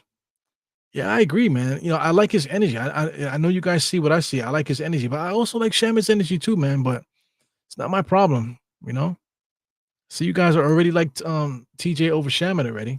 I would prefer TJ also because he's 6'8" and he actually can rebound. He's like a 7 rebound per game kind of guy when he was getting starters minutes. So if TJ Warren could come in there and play 6'8" and stuff, that's fantastic. But Pacome Diate's playing really well tonight too, man. So you got to play the experience first. If all guys are playing good, you got to go with the veteran experience, I guess, first. Unless the rookie's playing out of his mind. You know what I'm saying? But if it's like the rookie presence, I mean, this guy Trey Mann is bleeding, but he's still in the game. They didn't stop the game. They gave him the ball, and he's literally bleeding off his finger. There's blood on the ball. What the fuck is going on? So there goes TJ Warren with blood all over the ball, dribbling, gives it over to Grant Williams there. Grant Williams shoots a 3, misses it. Diate has it, back over to Kolek. Kolek looking, observing, gives it to Campaign. Campaign looking downhill, gives it over to TJ Warren. Nice little spin there. Nice strong pivot there by TJ Warren. Kicks it back out to Campaign. Back to TJ Warren. Catch and shoot on the elbow. No good. Number 31 with the rebound. Here comes Charlotte. Trey Man with blood all over his fingers there, pushing the ball, little crossovers. Inside pass there to number 2. So the Knicks got caught up in there on the mix there. Tom Thibodeau immediately calls a timeout. I believe that was Hawk Porty's problem there, not paying attention. Yo, that female referee is spicy. You know, she got some caliente to her, man. Definitely very animated. Yeah, I think Mitch should never play another game for the Knicks. You know, if the Knicks are going to make a move to try to consolidate some of the talent that we have here to get another player, I think that's something that I wouldn't mind doing. You know, I think Tyler's playing good. You know, playing decent minutes here. Not really going crazy like he normally does, but he is playing some good minutes. Definitely, nice solid heads up point guard out there. 6 points, 1 assist, 2 rebounds. You know, no, that's not him. Where is he at? Kolek. All right, so he has 3 points, 6 assists, excuse me, and 5 rebounds. So he's definitely been contributing really well to this game here off the bench in 11 minutes. So, you know, Tyler's good, man. Tyler's good. I got nothing to say bad about Tyler, but you know, Cam Payne is playing. It's gonna be playing good too. 8 points, 4 assists. You know, I really like what Cam Payne brings to the table. You know, but both guys are playing good, man. So I mean, like, we can't play 2 backup point guards at the same time. You know, between Shaman and Deuce, I think Deuce wins that battle if you want to do it like that. So Cam Payne and Deuce got to be the ones coming off the bench. Behind that, you know, now you got Tyler Kolek and Shaman. You know, everybody seems to like TJ Warren. I wouldn't mind TJ Warren starting, being the backup small forward. And behind him, instead of Shamit, right now, I would like to see Pacome play. You know, because Pacome is giving us some good minutes. Right now, Pacome Diate, he has 13 points, leading all Knicks right now. Is he leading all Knicks? Yeah, he's leading all Knicks. 13 points, 2 rebounds, 2 3-point shots. You know, been a part of a lot of action here for the Knicks. Here goes Cam. Campaign comes around the screen from Hawk Porty all the way to the basket, extended. Grant Williams was able to get the block, but this guy, TJ Warren, is super active in there to get the. So, I mean, yeah, I guess there you go. Here goes Zero with another 3-point shot. Tyler Kolek gets the ball, trotting the ball at the court, looking. TJ Warren is open there in the corner there, and Diate drives, kicks it back out to Tyler Kolek. He's going to find, finds Diate again in the corner and knocks down another 3. So this guy, Pacome Diate, is showing us that he could do something too. So now what do we do? So now everybody goes, oh, we need to play Pacome, but you know, Tom Thibodeau's not going to play rookies. You know, I can't. I had to put my phone down today from one of my Twitter groups because they were saying, you know, that Tom Thibodeau don't play rookies. Meanwhile, he played Deuce and he played what's the name? Quickly. So if that was the only option, if we didn't have any other options, Tyler Kolek would be playing. He would be the backup point guard, easy. You know, if we didn't have any other options as small forward, then Pacome Diate, he would be playing in the rotation. But we have options. We have options with NBA experience that are playing well also. You know, so it has nothing to do with Tom Thibodeau doesn't play rookies. That's bullshit. You know? So I don't know. This is tough, man. This is really tough. We got a lot of good players. I think there's something that we can really we can really be proud that we have some really good NBA players out there. Yeah, so I mean, she's distracted me now. So I'm looking at her I think she's number 13, the female ref. She's actually, kind of hot too, man. So now I want to put her on the screen. We're gonna have to bless her on the screen here to show us who she is. I think I've seen her before. She's definitely been around, maybe at least last year. She looks familiar to me. I think that's the one that wrote the book. She's the one that wrote that book.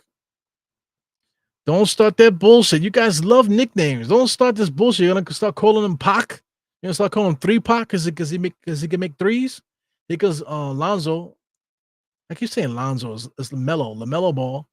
Good defense there by Campaign. Spin around, stole it off him. Here goes Campaign. Alley-oop was there, not there. He doesn't throw it. Tyler Kolek on the elbow back to Campaign. Campaign drives, fakes it. Tyler Kolek almost gotten away. Pacome with the drive there to nowhere, back to Campaign, and Diate finds it again in the corner. He misses that 3 that time. If he made that one, it's like, come on, dude. So, I mean, this guy, Nick Richards, just threw Cameron Payne on the floor. So, there's a lot of pushing and shoving out there. Here goes Diate, kind of released. A lot of fouling here. So, there's a lot of physical play there. Oh, my God. No-look pass by TJ Warren to Hawk Porty for the beautiful dunk there. No-look pass by TJ Warren. This guy, TJ Warren, this is the star of the game here now for the Knicks, TJ Warren. big time no look pass there to Hawk Porty. Hawk Porty very active going to the basket. Good hands, man, on the drive. So Hawk Porty's playing pretty good for us too, man. But like I said, this guy Jericho Sims was playing good too, though.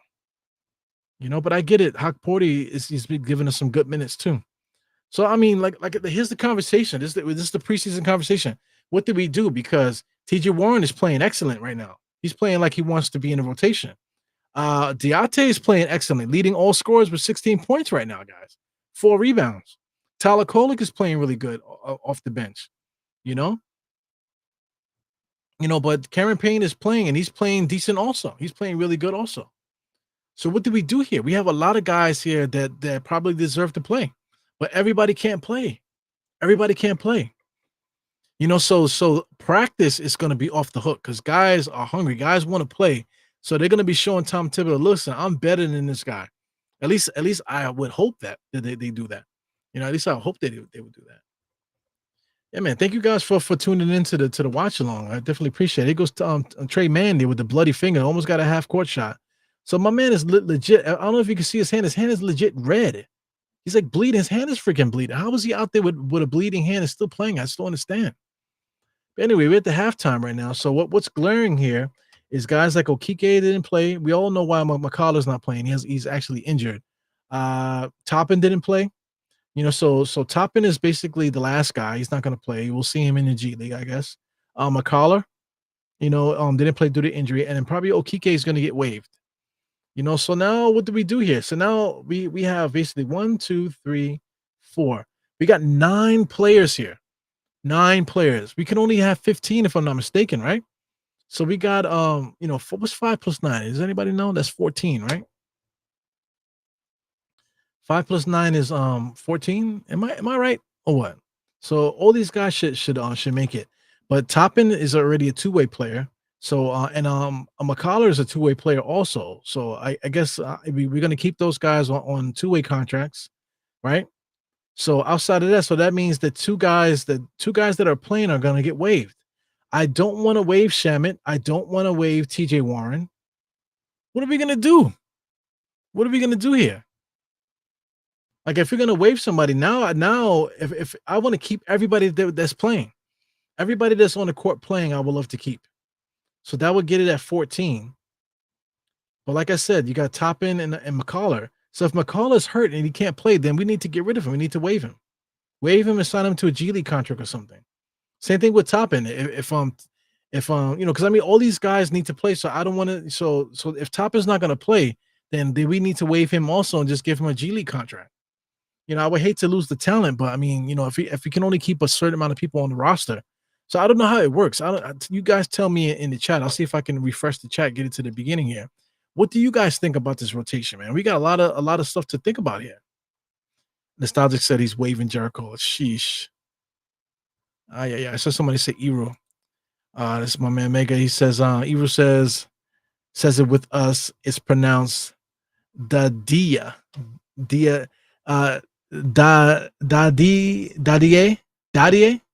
That's how you say it. So his name is Pacome Dadie. Man, fuck that shit. Fuck that shit. Anyway, shout out to everybody coming in here. I see a Kim. What is this? A Kim Jennings. Say Kim Jennings. Good problems to have there. I definitely appreciate the avatars. If guys don't have pictures in your avatars, man, you got to definitely get one, man. It definitely helps us remember. Helps everybody remember you guys. Julian Bloom says, "Evil word, man. We need height. Height. I think I want to keep Warren. Warren is giving us really good minutes. I'm stressed now. I'm fucking stressed. But anyway, let's get into the halftime report. Oh my god, Mike is throwing $5 on me again. So Mike gave me a super chat last time. I missed it, but I did acknowledge it at the end. So I definitely appreciate your super chat for last time. Here goes another super chat. He says Hakapuri converted to full contract 1.1. Warren over Shamet. That makes 14 players at $300K on the second apron. Done. Oh man, but I would hate to lose Shamet, man. Shamet's been giving us some good minutes in this preseason, man. I would hate to lose Shamet. But it is what it is. I really like, just so the little taste that I got of little sample size. I mean, taste the sample size. It all sounds suspect to me, but TJ Warren looks like somebody I would love to keep on his roster. And it also gives like a good mentorship to this young guy because this young guy looks good too. So here's another before I get into the halftime stuff. With Diate, whatever his name is, maybe we should leave those minutes for him instead of TJ Warren. That's an option also. Oh my God, what a stressful freaking thing here, man. So I mean, preseason, like I love the Knicks, I love basketball. So I fell in love with Shem, man. I really love the way he plays, man. It's a shame that we might have to get rid of him. But just the little sample size that we got from TJ Warren from the first game of the preseason to now, right now, in this game when he played how many minutes? He played 12 minutes. I'm in love with the guy. I think he's playing excellent basketball. So what do we do? What do we do here, man? Oh my God, I'm stressed. So anyway, so let me get a breather here by doing this halftime report. Get into the quarter for quarter. The first quarter, the Knicks didn't really play a good first quarter. A lot of threes from Charlotte. Knicks are playing really sloppy in that first quarter. The Knicks brought it back on that ass for 41-33 in the second quarter. Played much better. Guys started to get their flow. Guys like Diate or Dadade Pacom, he was getting busy, leading all scorers with 16 points. So he basically held us down there.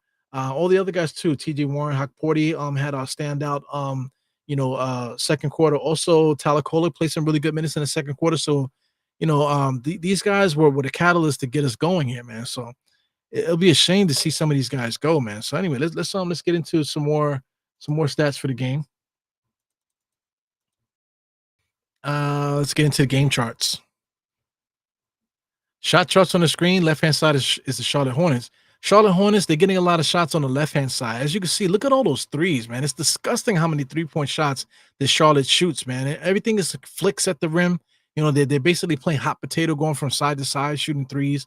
All the shots in the paint are basically floaters. You see, they're missing all the shots in the paint. Shots at the rim, basically, all the shots at the rim are basically the same for every team that we played so far. It's been a lot of misses and not many shots at the rim for the Knicks. The Knicks have been winning the points in the paint battle.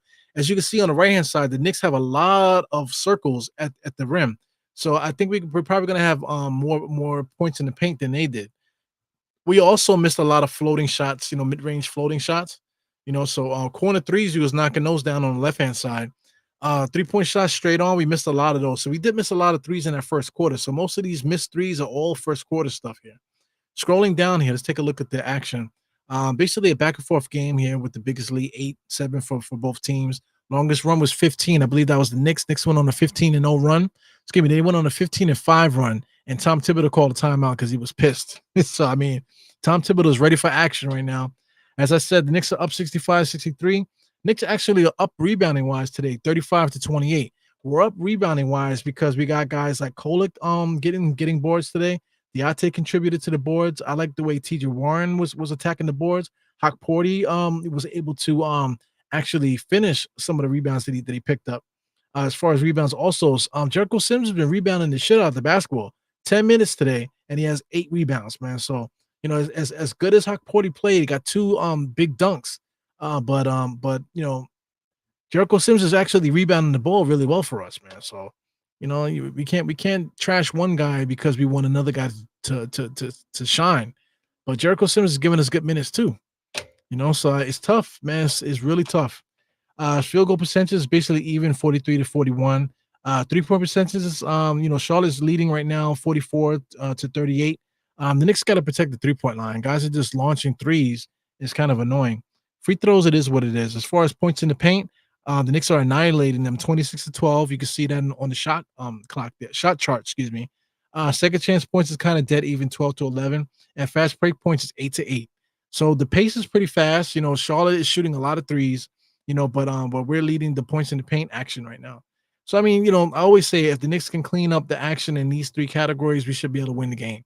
So I think we should win this game today. I definitely want to win this game. I know it's preseason, but with our bench players, I want our guys to shine, man. I'm so happy for some of these guys, man. I really want them to shine.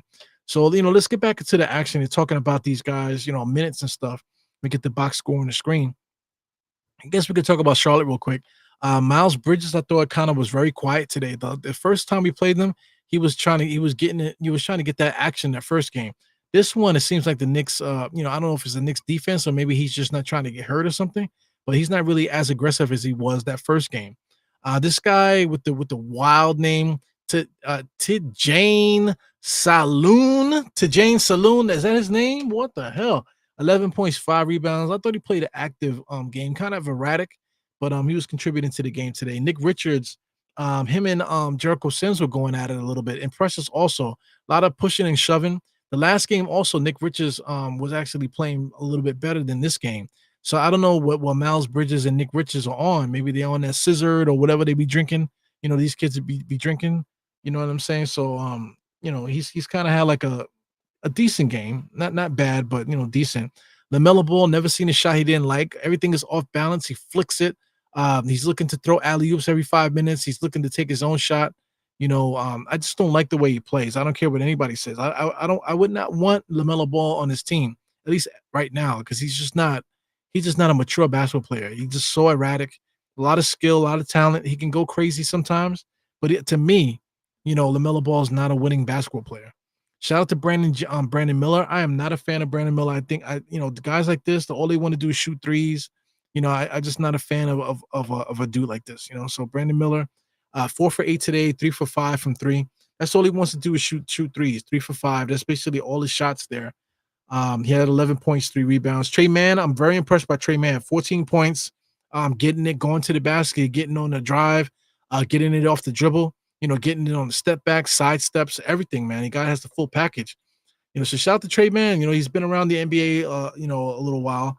Right now, he's only 23, 6'3", but definitely stepping into his own right now. So I'm looking for big things for Trey Mann this year for Charlotte, at least for Charlotte. Some of these other guys, KJ Simpson, Taj Gibson actually looks pretty good. He only played 5 minutes, but very physical out there, throwing his body around. Grant Williams is an asshole. He's he doesn't need to be on Charlotte.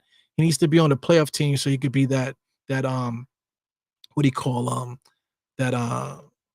the villain kind of player. That's what Grant Williams is. So he needs to get off this team and go to one of the playoff teams. And that way we could be entertained by his assholeosity. Assholeosity. I think I just invented that word. But as far as the Knicks, Precious Achiuwa was actually, it seemed like he was being featured the time that he was out there. He made some good decisions and he also made some bad decisions too, man. So Precious is kind of funky, man. A lot of times he's a little too slow on cuts. It's a little too slow to make a move, not really squared up and strong, making his shots. But then there's other times when he looks fantastic. You know what I'm saying? So he's very erratic, very inconsistent. But I thought he played some good minutes today. Landry Shamet was definitely ice cold today, man. So that's not a good thing, at this point in time, and where we got TJ Warren breathing out his throat, and Landry Shamet decides to have a bad first half. So Jericho Sims, I thought, played well, 8 rebounds, like I said, 3 points. Playing. I think Jericho Sims is playing the center position the way that it should be played. As far as rim protecting and stuff like that, if you need some protection, go get you a box of condoms or something like that, man. Because protecting the rim is not so cut and dry. You know what I'm saying? Him playing defense, getting out there in the perimeter, playing defense, switching, getting out there, diving for loose balls, that type of thing. I think Jericho Sims is doing his thing at his position. He's not making mistakes, in my opinion. He made one mistake today, but outside of that, I think that Jericho Sims is playing good basketball.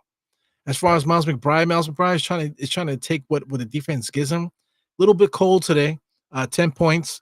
I've been looking at his stats, 2 points, he got 1 steal, not really contributing too much to the stat sheet like that, but Miles McBride is not afraid to let that thing go, man. So, he's basically going to be our starting shooting guard.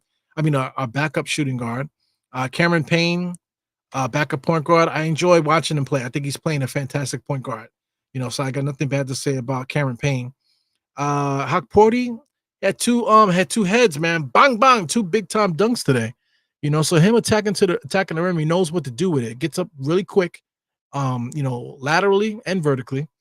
So shout out to Hawk Porty throwing his body, and he pounces on rebounds. So that I appreciate about Hawk Porty. He pounces on rebounds. Boxing out, not too much. He did box out at one time where he pushed the guy way back out, almost by the dotted line. So he needs to do that. He needs to get low and push guys back, because guys don't know how to deal with boxing out in today's NBA. So if you could box out in today's NBA, that's definitely going to be good for him, because the way that he pounces on rebounds. But he only had 2 rebounds though. So what am I talking about here? Good minutes from him. Tyler Kolek, just like Cameron Payne, played good on point guard today. 7 assists though.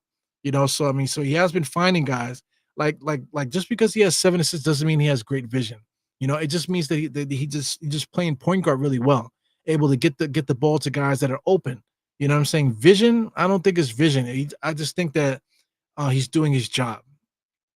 To me, the definition of a point guard that has vision is like somebody like Jason Kidd or somebody like Nash or Magic or something like that. Guys that have vision, get those don't no look passes and things like that. Tyler Kolek doesn't really do that. But Tyler Kolek is very aware offensively, knows where the guys are, and is not trying to do too much. He's only trying to get the guy the basketball. And I just think he did a good job of that. So I mean, but anyway, I'm just trying to say that, explain my what I'm looking at as far as I'm looking at Tyler Kolek. He is a good point guard, very good point guard. So it's gonna be tough to say no to some of these guys. The star of the show here is these two guys here, Pacome Diate, or Dadade, Mr. Boogie Down Productions Pacome here. I thought he played fantastic, man. 16 points there in his debut. 6 for 9, 3 for 5 from 3, 4 rebounds. Driving, shooting threes, doing everything, playing defense. TJ Warren, the same thing, basically the same thing. Getting there for the rebounds, made 2 assists. Very active out there. So I don't know what we're gonna do. So I finally finished the halftime report, and it's funny because we the game is about to start again. So I timed that perfectly. Let's get this back up to where we can get the score on there. There's some other games tonight. As you can see, Toronto is beating Boston at the moment. So we'll see if Boston tries to win this game here. They might be benching their starters as well. Shout out to Melo Ball now. Melo Ball gave it over to Brandon Miller. Brandon Miller is just pivoting on his pivot foot because he's trying to go downhill. They get the floater, and he gets it. Like I said, I'm not a fan of there's certain guys I see that they can get 40 points, and I would say he was complete trash, Brandon Miller is definitely one of those guys. TJ Warren directing traffic. Give and go between him and Deuce.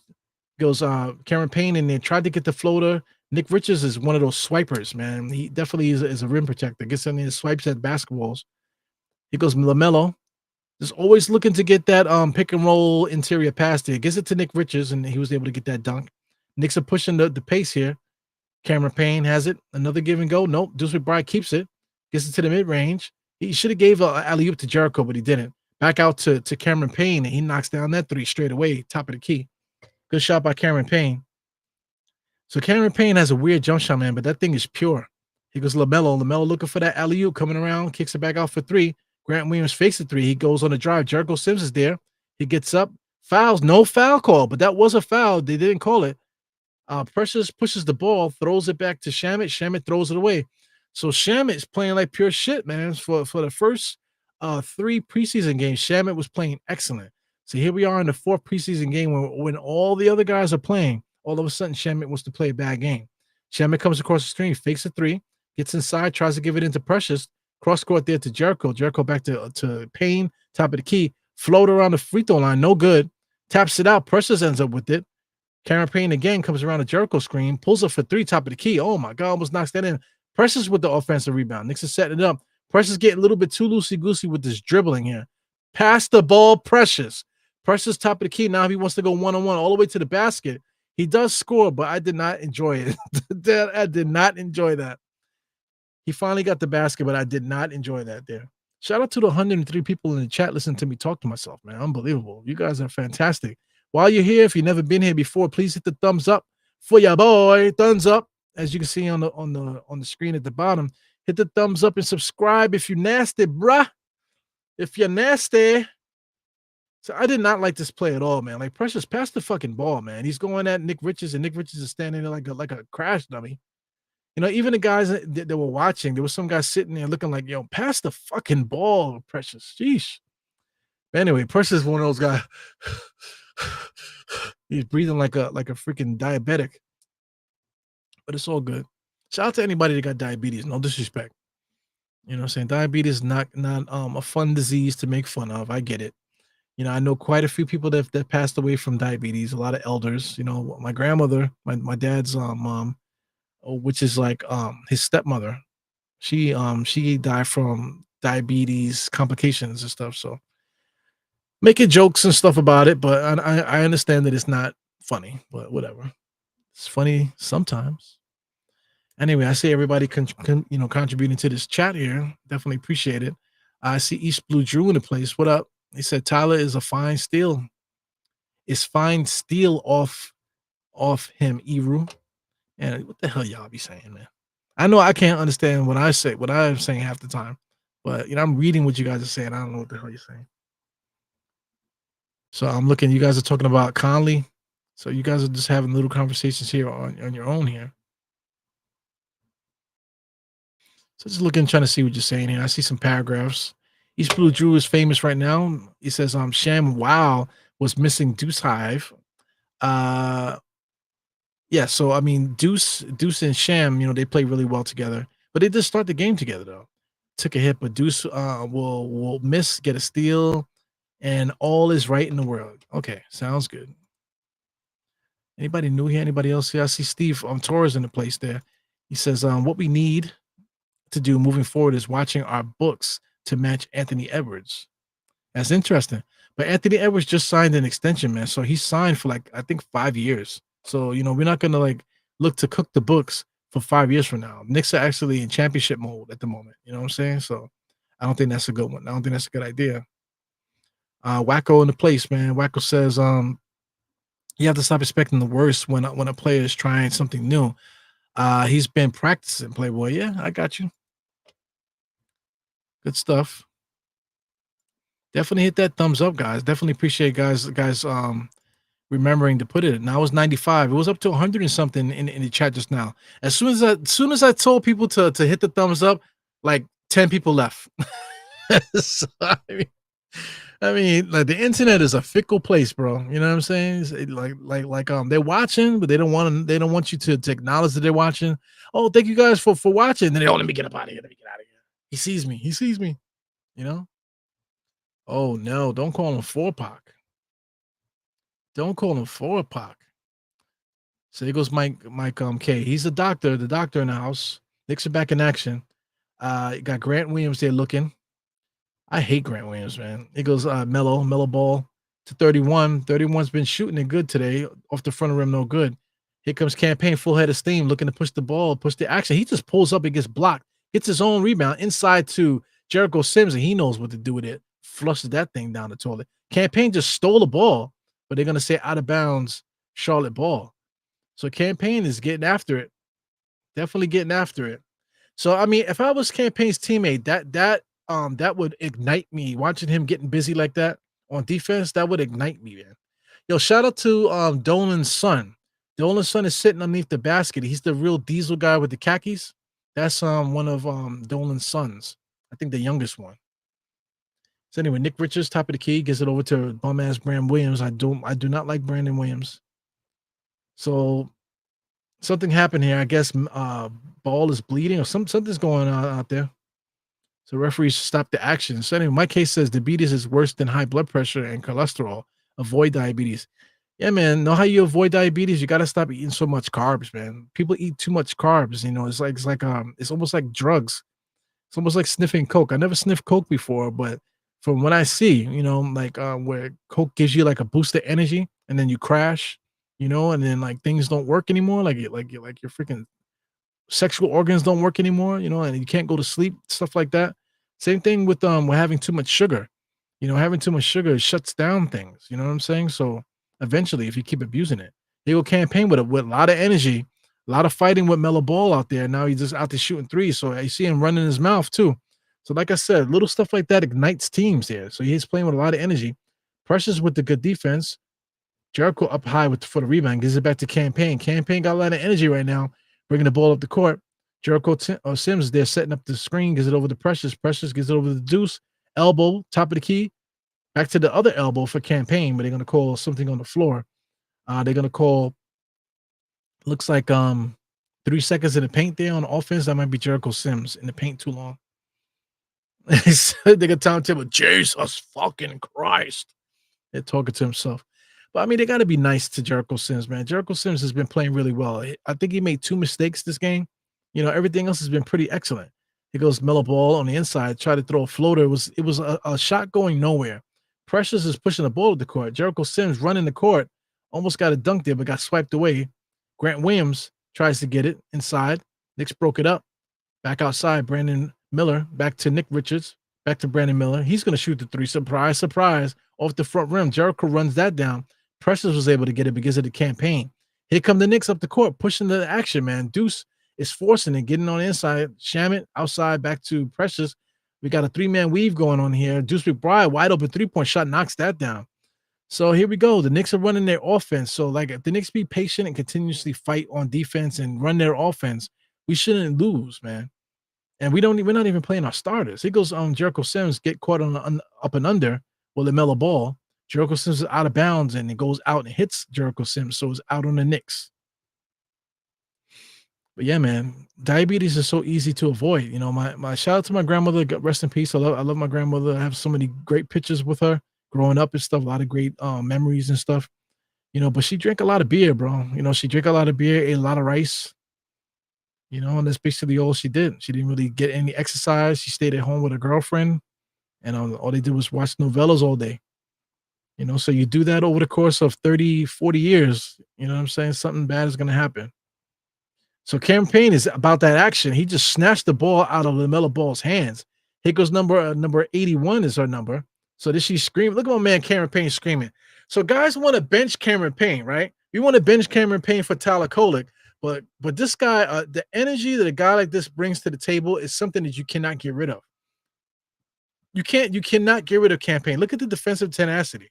Him diving on the loose ball, fighting guys for rebounds, you know?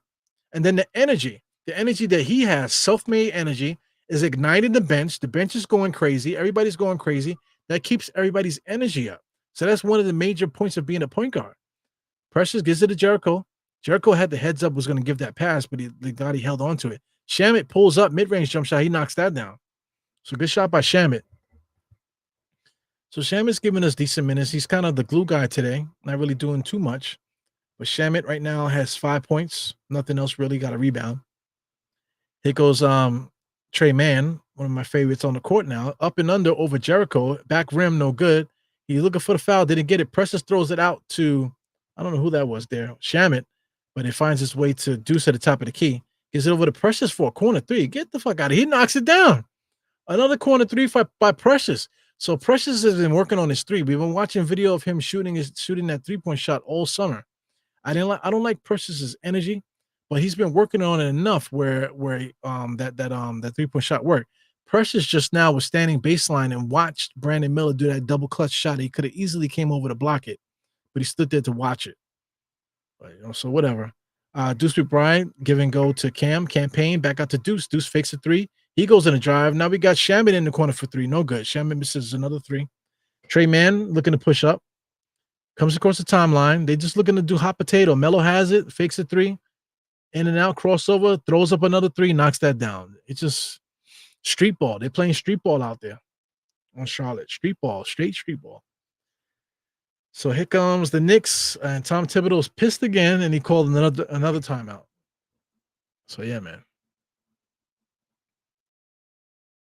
Wacko with the emojis, bang, bang, bang, bang, bang. Emoji, dropping the emojis, man. Yeah, man, smash it, baby. Smash it, baby. Smash them like buttons, baby. See D Grant in the place, man. What's up? D Grant says, yeah, I need to cut down on carbs and stop eating processed stuff. You know, it's hard not to eat processed stuff because it's the world we live in, you know. So I don't blame people. Here's the fitness kick right now is on everybody's social media that people need to eat whole foods. You need to eat more whole foods. You know, so what is Whole Foods? Whole Foods. Isn't that a store? So I guess they're trying to get you to buy stuff from Whole Foods, I guess, right? So that's like you know, subliminal messages there. But anyway, whole foods meaning like foods that are real instead of processed stuff. So cook your food, you know, eat stuff that's like you got to readily identify it. Like chicken, you know, it's chicken, you eat the chicken. You know, steak, you eat the steak, you know, whatever. But they would prefer you not to eat processed things. Like even stuff like noodles and stuff like that, rice and all that other stuff, you know, with the carbs, a lot of that stuff is enriched, you know, so enriched with vitamins or other things, you know what I'm saying? So you kind of should avoid things like that. So anyway, I've been losing weight, guys. So I lost 25 pounds. Not only if I'm losing weight, you guys can see it. My face is getting smaller. My neckline.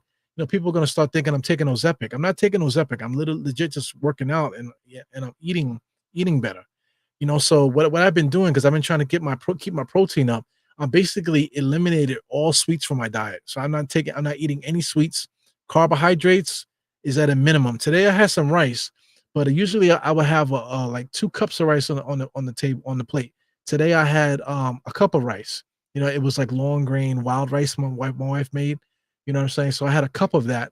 You know what I'm saying? And I'm watching the macros too. I'm like not macros, but I'm watching calories and making sure I'm getting more protein in there. So I had some. She made some cauliflower too with some like seasoning on it. It was delicious. But there was no protein in my meal tonight. So I threw like 2 servings of cottage cheese. I know a lot of people don't like cottage cheese. I know I'm vegetarian also, but I still eat dairy and eggs. So the cottage cheese, which is 2 servings, basically a cup of cottage cheese in that mix. I happen to like the way cottage cheese tastes. So add that to the mix. Now that there goes my protein for the evening. You know what I'm saying? So that's what I have for tonight. I actually finished my calories. I'm not eating anymore tonight. You know what I'm saying? So I'm actually going to go to the gym after the game. So I'm hoping I can have the energy to do so. But I'm looking to go to the gym after the game here. So we'll see what happens. Try to get there by 10 so I can get a decent workout in, come back, park the car. Hopefully I can find a park and stuff. Yeah, but that's my thing. I've been on it, man. Really been on it. I'm tired of being fat. I'm tired of being fat. It's not the fact of being fat. It's nothing against fat people or anything like that, fat shaming or anything. But it's just the quality of life, man. Sweating so much. I could be walking with my Knicks fans like last year for opening night, walking down the block with my Knicks fan. I'm sweating like a maniac, out of breath, just walking. And then I have to hold it down and make it seem like I'm not out of breath, you know? Or not laboring, you know what I'm saying? Or not sweating like a fucking pig, So I don't want that life anymore. And I've been like this now for maybe 3 years, 3, 4 years, man. Maybe since COVID, I've been dealing with my weight. I had got it down to 200 pounds, and then COVID hit, and then I just been messed up ever since, man. So I'm trying to get it down, man. So you're talking about 5 years, maybe 5 years fooling around with this weight. Because after COVID, I did get myself together, and I actually got myself to the point where I was running races again. So anyway, last year I ran the New York City Marathon at 265 pounds. That was crazy. I can't believe I did that. As Brandon Miller shoots another 3-point shot, he is trash. I cannot stand the way he plays. So anyway, Knicks are up 85-77. Cameron Payne still got that energy, man. Gets it over to Deuce. Deuce is holding it back to Campaign. Back to Deuce. They're playing hot potato. Deuce McBride pulls up for 3. No good front rim. Shaman was there. Jericho Sims looking to pounce on it, but Charlotte Hornets was hovering around that rebound. They tried to throw it inside there. Here goes a 3-point shot. Brandon Miller with another 3, in and out. Campaign with another rebound, looking to push, got his head up. No look past there to Shamit. Shamit pulls up transition 3, knocks down it in the elbow, baby. Knocks down that transition 3. Oh, man, I would hate to lose a guy like this, man. I would hate to lose him. But we got to make a decision, man. He goes number 31, gets over to Brandon Miller. Brandon Miller on the drive, floater, no good. So if Brandon Miller's not shooting a 3-point shot, he's looking to get that floater. Here he goes, corner 3. He goes on the drive. Back to Melo. Melo just throws it up, man. The way that he shoots is ridiculous. Shamit is awakened. He got a rebound. Gave it to Campaign as he pushes up with his head up. If anybody wants to learn how to play basketball, keep your head up. So Campaign tried to get it into Jericho. Jericho, it was a little bit too risky of a pass for Jericho inside there. But Campaign is pissed off at himself. It's always the passer's fault. Here goes Trey Mann coming across the timeline. Deuce McBride is watching him, looking for the screen. The metal ball literally pushed off, and then the referee called it. Good call by the ref. He legit pushed off. That was a blatant offensive foul. Shout out to the referee, number 81, the spicy young lady there. She made a great call there. You cannot push off screen, man. It goes both ways. So good play there. LaMelo Ball did not respect the inbounders just now. So the referees need to crack down on some of these things here. Shamit tried to throw an alley-oop to Jericho, so they've been trying to find Jericho on the inside for the dunk. Good play there by Shamit. He just punched that ball out of it to stop the ball. But LaMelo on the trailer for 3, no good. And here goes number 14 up to bang it in there. So Shamit hurt himself. Oh, my God. Oh, Shamit's shoulder's out the socket. Oh, shit. Shamet's shoulders out the socket. Shamet's shoulders out the socket. So, well, there you go. Shamet's shoulder is out the socket. He popped his shoulder out the socket. It looks exactly like Julius Randle's shoulder looked that time. His shoulder is out the socket. Holy shit. So Shamet has been playing good, man. He's been playing good. And I see everybody wanted TJ Warren to play. It looks like Shamet might be out of here. Look at this. I want to, what happened? This is when he went in there to swipe. So is that when he got him? Oh, he just, oh my God. He just flicked. It looks like he flicked his arm out the socket. What the fuck? He swiped it out. So it kind of got jammed right there. Oh, shit. Oh my God, man. His shoulder's out. Look at that. It's out the socket. Fuck. So this guy, Landry Shamet, is out of here. He's gone. So, you know, he's not going to be able to play. He's going to be injured. So he's on a non-guaranteed contract. The Knicks are probably going to waive him. His shoulder's gone. His shoulder's out the socket. He's gone. So I don't know if the Knicks front office now changes direction now and decides they want to keep somebody else. Wow, that is incredible. That is incredible. I don't think I've ever seen that. So I mean, if you're already having shoulder issues, man, all he did was swipe down. He's kind of swiped down, and I guess the guy was running towards him. It jammed his shoulder and legit threw his shoulder straight out the socket. What the fuck? I've never seen nothing like that. That was incredible. The only time I've seen that before is if somebody had the shoulder popped out the socket before. So it's usually if you had your shoulder popped out before and it didn't require surgery, your shoulder just pops out the socket randomly. You know, so I used to have friends like that. I remember it was a funny thing. We was on the block and you know, the guys were arguing with each other. So we was kind of instigating, trying to making them fight. So they started fighting. They like fighting and stuff. You know, we ain't gonna let them hurt themselves, but they started fighting. So while they throwing hands and stuff, one of my friends threw his arm out the socket. So I'm like, oh shit. So then we was gonna stop. He's like, oh, my shoulder. And the next thing the shoulder popped up. No, I'm good. And then they started fighting again. So that was hilarious, man. Shout out to my boys if they're watching. You got Deuce McBride comes around the screen off a Jericho screen. Back to Precious. Precious little power move with the finesse finish there. No good. Jericho sends with another rebound fighting on the inside. Cameron Payne kicked out for three. Front rim, no good. Cameron Payne chased down his own rebound inside the Jericho. They finally found Jericho inside. He catches it and dunks it. I'm really enjoying what I see from our Knicks here. We don't even have our starters out there. This is a lot of fun watching these Knicks play. Here goes Brandon Miller again. I just do not like this kid. He can shoot the three really well, man, but I'm not a fan of this guy's game at all. He can really shoot it, though. I'll give him that. But I just don't like guys that play this way. You know, Deuce McBride going to do a give and go to Cameron Payne. Mellow ball slaps it out. Here comes Trey Mann down and got Campaign on his hip on the inside, straight at the rim, floats it right over the top of the Knicks players there. The Knicks got caught. They lost there where they were on the court there. Deuce McBride's kind of forcing it. Right now is a little bit of lull in the action there. Cameron Payne has it again. Back out to Diate. Da-da-da-da-da-da-da. Cross-court pass to Miles McBride. So this is some dog days of the offense right now. Cameron Payne fakes a three-point shot, and it's going to be a 24-second violation by the Knicks. Tom Thibodeau is, Jesus Christ, fucking show the fucking fuck. It's crazy, man. Shout out to Tom Thibodeau, man. He lost weight, grew a beard. It looks like he lost 1,000,000 pounds, man. He looks fantastic. But the Knicks' energy was immaculate for a hot second, but now both teams are not really playing well. I see Charlotte's coming back now, it seems. Brandon Miller, what's he going to do? Shoot a three, I wonder. In between his legs a couple times. He's going to come around the screen, immediately look to pull up. Gets it to Melo. Melo fakes it. And there goes Brandon Miller again for a three, and he knocks it down. So that's all they're going to do. They're three-point shooting hunting right now. So the last couple shots that they made have all been three-point shots. So Charlotte's on an 8-0 run, basically all three-point shots. That one shot that wasn't a three-point shot was that Trey Mann layup. It goes Precious there, kind of forcing, gives it to Miles, top of the key. Looking for something to happen here. Gives it to Precious all the way inside. He gets inside for a two-handed dunk off the baseline. Trying to get back on defense there. Trey Mann pushing the ball up the court. Step back. Melo fakes like he's going to shoot the three. They're going to look to shoot a three. Here goes Brandon Miller. Back over to Trey Mann. Here goes the three-point shot. Number 31 in the corner. He misses it. And what was that? I really don't see what they called there. But look at Precious. As soon as he gets in there, he explodes to the rim. So like a finesse player, very good finisher if he has the B line. But yeah, man, number 81 from the refs. I gotta find her, man. So the chat, I kind of lost the chat a little bit. So let me see if I can just get to the bottom of it. I got to the bottom of it. But yeah, I'll leave building blocks here. Shout out to building blocks. Thank you for coming in, man. But yeah, he definitely popped that shoulder out, man. He's done. He's definitely done.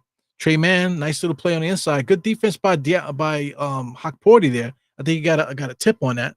Pause. I got Miles over to Cam to Pacome out to Miles, back to Pacome for 3. Step back. Misses that. No good. Brandon Miller gets another rebound. So the Knicks are up by 5. Like I said, I want to win this game. Knicks are up by 5. So I thought Charlotte was calling timeout. They kind of just stopped. So they're going to be looking to play hot potato here for this on 3-point shot. Melo Ball is wide open. Trey Mann does a little step back, actually pushes off on Jericho. And they're going to call a foul on Jericho. He looked like he got shot, right? But he literally like lost his shoe, and Jericho was backpedaling, and they call a foul on Jericho. I mean, he can't freaking lose, man. He can't lose for winning, I guess. Unbelievable. Yeah, man. Shamit was my Devo at least, man. I really enjoy what I saw from Shamit, man. Yeah, but you guys are dangerous with those words. I keep trying to tell y'all, man. The word is so powerful. So you guys said, man, fuck Shamit. And I'd rather keep TJ Warren than Shamit. Then look what happened. The freaking basketball guy said, your wish is granted. And now Shamit is out. And TJ Warren is that guy. But as you can see, TJ Warren is not in the game. They put Pacome out there. So Pacome is the guy, I guess, huh? Here goes Brandon Miller again. Surprise. I wonder what he's going to do. He's driving, spinning the lane there. Jump shot, knocks that down. So he's basically just doing it all by himself here. Knicks almost got a turnover. Knicks are trying their best to push the ball. But that's the end of the third quarter, man. So this has been an electric preseason game, man. A lot of fun to call this one. So this almost feels like real. This almost feels like the real thing, guys. This almost feels like real. Unbelievable. Yeah, man. But we need to get an update on Shamit, man. He definitely popped that shoulder out, baby. Yeah. Man throws his shoulder out. Yeah. What else we got going on here? He said, I don't know. We might have manifested Warren. We did. I believe in that. I believe in the power of the word. But the thing about it, TJ Warren's not playing right now. So Pacome is playing. So I don't know. Maybe they already thought they were going to waive TJ Warren. But if Shamit can't play, then what they're going to do? Do you just run with Pacome and just give him the experience off the bench? Because even if Pacome is the one, but anyway, Shamit is out because Shamit was part of the trifecta that I said, Deuce, Shamit, and Campaign. So if Shamit can't play, because Shamit was kind of a small forward, playing small forward for us, then we need to throw another player in there. So is it going to be Pacome, or do we keep TJ Warren? Questions.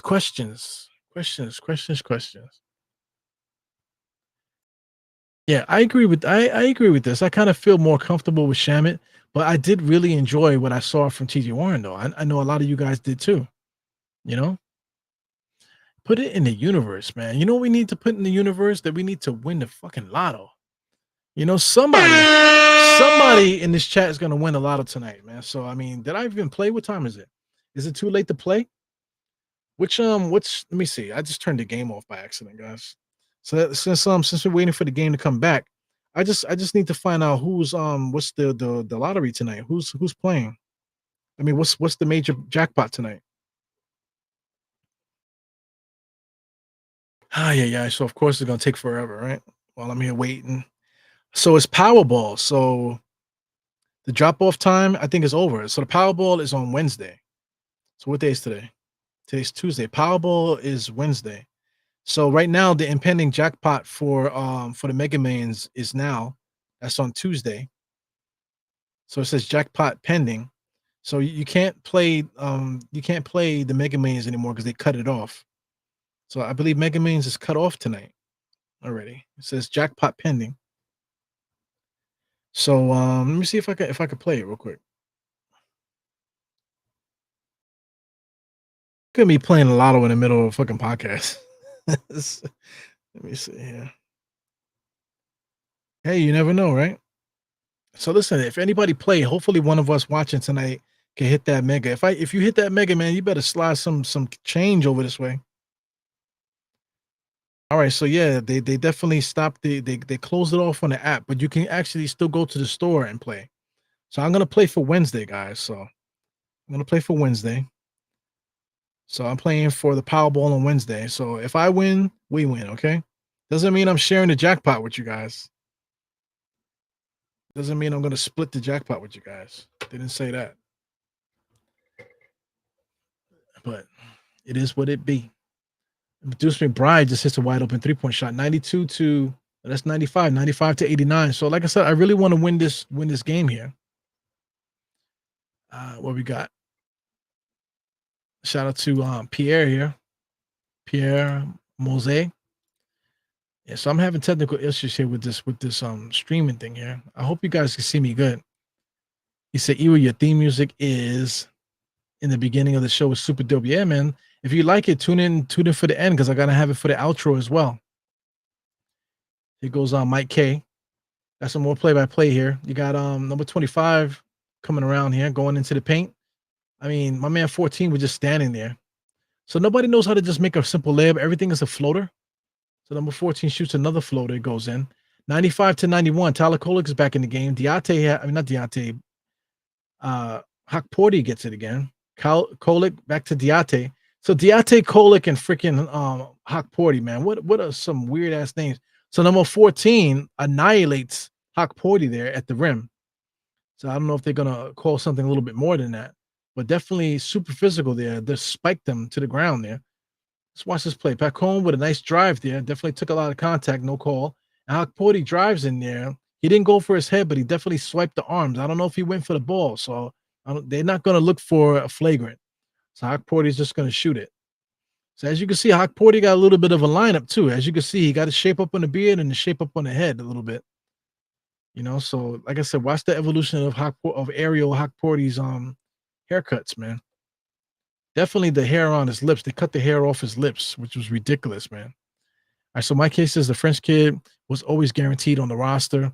Decision will be on whether Warren or Shaman gets it. Yep, that's definitely it. Both of those guys are on exhibit what is it, exhibit 8, exhibit 3, whatever the fuck, exhibit 10 contracts. He goes number 31, strong off the rim there. Number 7 with a rebound, kicks it out to 25 back to 44, over to 31 with another jump shot, misses that too. Precious with another rebound. So Precious has been contributing to this game pretty well today. 12 rebounds, 14 points. Deuce McBride now. Over to Precious, wide open. Back to Deuce. Deuce got nothing going on here. Shot clock at 8. Deuce drives all the way to the basket, splits the defense, was not able to finish there. Here comes Charlotte full-headed stand. They're looking to take advantage of this fast break 3. Number 44 shoots that 3 in and out. Look at Tyler Kolek fighting down there for the rebound. Good box out by Tyler Kolek there. But it will be Charlotte ball. So good box out. Tyler Kolek was boxing out really well, but the guy behind him was just taller than him. Good box out. Good fight there by Tyler Kolek. Also for the Knicks, we got Cameron Payne with 14 points. 14 points and 8 assists. 5 rebounds as well. So he was going off in that third quarter there. It was 14. 14 is a hacker and whacker, man. A lot of physicality there and doesn't really know how to roll off of picks. He was all in 25's way there. So number 25 is the one that actually fouled Charlotte there. So they're not going to call a foul. So it's just a turnover. It looked like his own teammate, number 14, fouled 25 just now. There's a lot of guys bleeding. There's a lot of light-skinned guys out there, and everybody's bleeding from the mouth. What the hell's going on out there? So here goes another timeout. It looks like the Knicks are going to call a timeout. Somebody's calling a timeout right now. So got a timeout going here. So let me get into this chat here.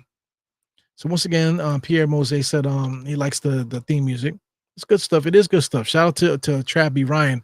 I've been trying to get Trav to jump on the pod, man. So he definitely has an invitation to pop on whenever he wants to. So whenever he's free, we'll see if we can make that happen. Here's another fucking guy here that I've been trying to get on the pod for a minute as well, Mr. Julian Bloom, aka Knicks Live. I've been trying to get my man on the pod, man. So we definitely got to make something happen. Knicks Nation in the building. What's up with Knicks Nation? Knicks Nation. Knicks Nation 112. He says, salute to our family. And Knicks Nation, French kid looks like he's has the it factor. I think so too. He looked like he was scared a little bit, but looked like I think it wasn't him being scared. I think it was just him, the excitement of a little kid. He's 18. It's the excitement of an 18-year-old, like getting out there, finally playing NBA basketball. You know what I'm saying? So far, I really enjoy what I see from him. The beautiful thing about the guys that Knicks picked up, you're talking about Ariel Hockporty, we're talking about this guy Pacome. These guys actually played professional basketball before they got drafted. So Pacome was playing in France, professional basketball. Maybe not the top league. I'm not sure if he was in the top league. He might have been in the underage league or whatever. But still they were playing like professional level basketball, organized basketball. This guy Hockporty was actually playing for Australia, playing professional basketball in Australia. Australia is definitely one of the better leagues in the world too. So yeah, so Pacome is 19, I guess. 19. TJ Warren is 31. Let the kid play. We know who TJ is. Yeah, I get that. Definitely get that. So who's Pac-Man? Pac-Man, you're talking about Pacome, right? So now we're going to call him Pac-Man? Pac-Man or Pac? People are calling him 4-Pac, But is he on a two-way? No, I believe that Pacome is signed to a regular rookie scale deal. He's signed to a regular rookie contract. So it's not a two-way. So the two-way deals, I believe, is two-way deals is Toppin, McCollar, and I don't know who the third person is. Toppin, McCollar, and somebody else with a three-way. It's what's the name? Ariel Hockporty. So it's Hockporty, McCollar, and Toppin are all on the two-way deals. Pacome is actually signed as a rookie, on a 1 year first round rookie deal. Same thing with Tyler Kolek. Both of those guys are signed to just regular rookie deals, which is dope. Yo, what is this nickname shit, man? I'm like so triggered by nicknames. I'm not really into the nickname thing. I feel like nicknames, like you really need to earn a nickname. We shouldn't have to find a nickname for somebody. You just have to just earn your nickname. So Deuce comes around the screen, gives it over to Precious. Like back in the days, how you got a nickname on a basketball court is that somebody had to give you the nickname. Like you earned it on the basketball court. Like guys hard to guard and whatever the hell, you would just get that. Look at Precious going crazy, man. How did he make that? It looked erratic. So there's one of those things. Precious, do you practice that shot? Do you practice that shot? When? Shout out to Patrick Ewing. So number 44 on the inside, try to do a no-look pass there, but they're going to call it legal screen. So number 14 is a hack, boy. But what a shot by Precious, man. I don't think he really thought what he was going to do there. I didn't think he was going to shoot that.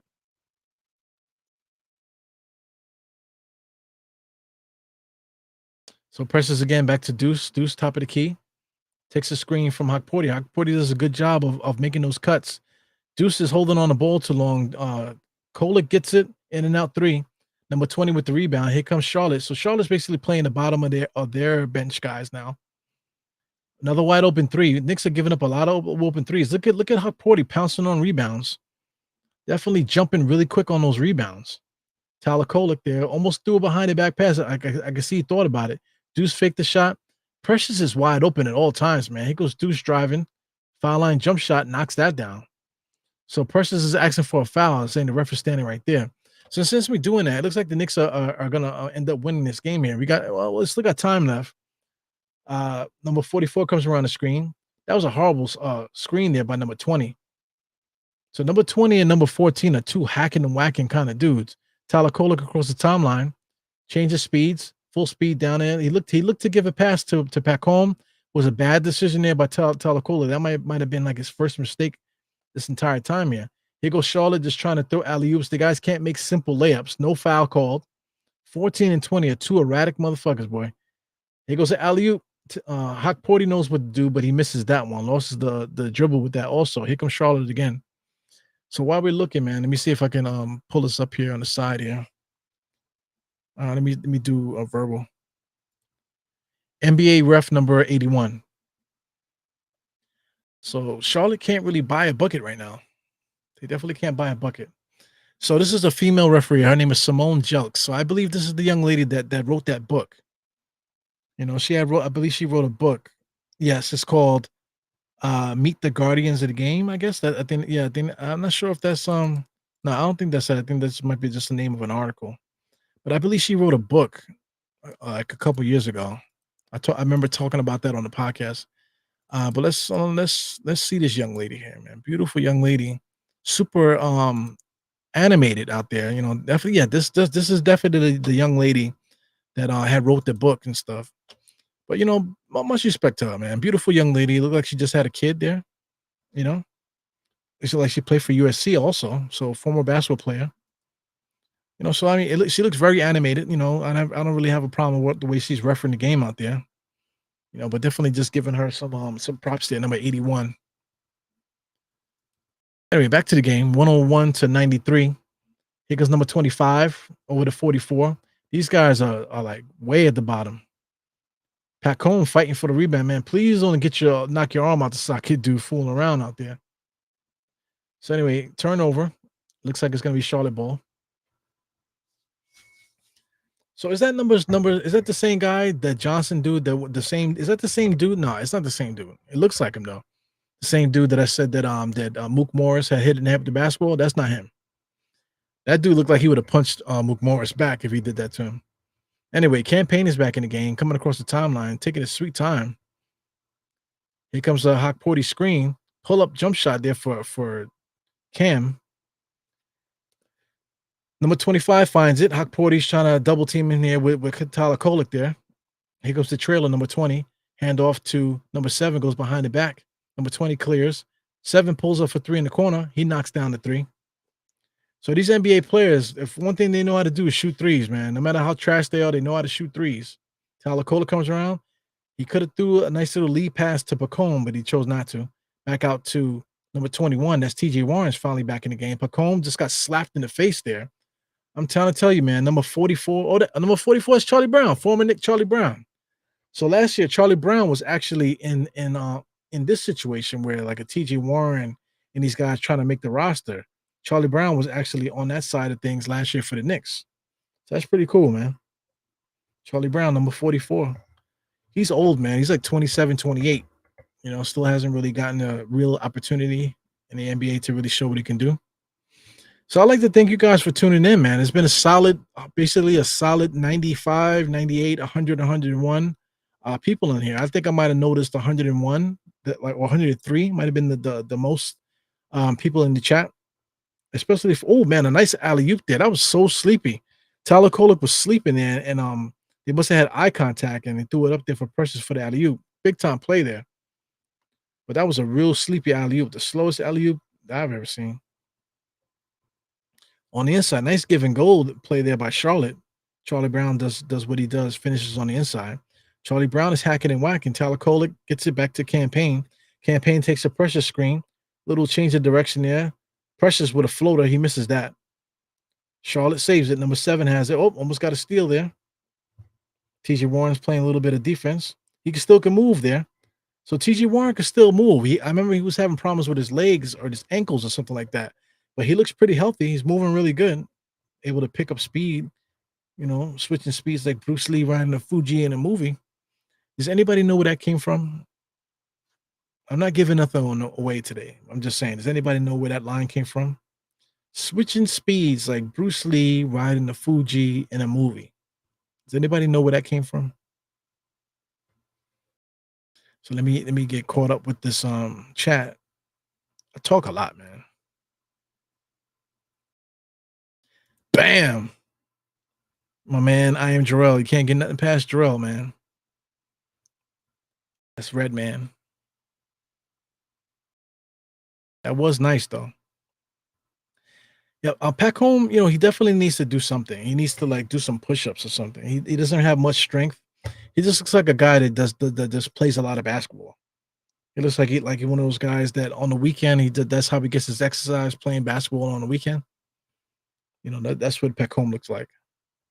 But he's in the NBA now, so guys are gonna start helping him lift and stuff. A lot of these sports athletes, they got them doing this plyometric stuff. Not really plyometric anymore. It's like a lot of stability exercises now. They got them doing stability and balance exercises. I would like to see guys just get in the gym and just lift heavy shit, lift some heavy weight. I know they don't really need that to play, but you play basketball to get the movement. You might do some plyometrics, but I think to get that strength, you got to lift weights. As long as it's not affecting your shot, where you're changing the mechanics of your body. Here goes Charlie Brown with a nice little layup. So out of nowhere, Charlotte comes back. So the Knicks are only up by 1.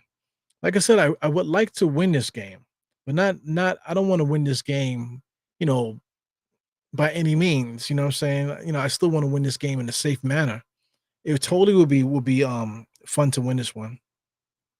Here goes -2 trill. He says, I feel you on a nickname. It should be earned, but Hawkporty just ain't cutting it for me. I can't call him Hawkporty either, man. I keep thinking of that Hawk to spit on that thing. Every time he makes a play, I feel like he playing cricket. I feel like it's kind of racist a little bit, man. It sounds racist. You know what I'm saying? But not for nothing. Ariel Hawkporty sounds like an all-star cricket player for real. But yeah, man, to give him a nickname, I mean, he's literally named after the freaking Little Mermaid, for Christ's sake. His first name is the Little Mermaid, Ariel. So should we call him the Little Mermaid? Or should we call him Under the Sea? Oh, I don't know. You got to kiss the girl. Sha-la-la-la-la-la. Oh my God, I'm gonna throw up on the mic right now. But yeah, man, I don't know what to call him, man. I don't know. I don't know what to call him. Yeah, but definitely Hawk Porty show enough. Show enough is pretty funny. Show enough is pretty funny. For all the young people say, who's Show enough? Show enough, Last Dragon. Come on, dude. Show enough, Last Dragon. There you go. I mean, be quiet, Google. So Google is like all talking in my ear right now. No, no. Freaking YouTube gonna give me a strike. Anyway, that's Show enough from The Last Dragon. For anybody who doesn't know. So Korean Grant actually gave you the song Tonight's the Night. Yes. Tonight's the night. Me and my ain't playing. Yeah, man. The Big Mermaid. The Big Cat. Call him Kit Kat. People say, let's call him Kit Kat. Let's call him the Big Purr. People are dead ass with that. Let's call him the Big Bodega. That doesn't sound sus to you. That doesn't sound sus to you to call somebody the Big Bodega. I wish somebody would. Yeah, hey, just call me the Big Bodega. Nah. The Big Mermaid.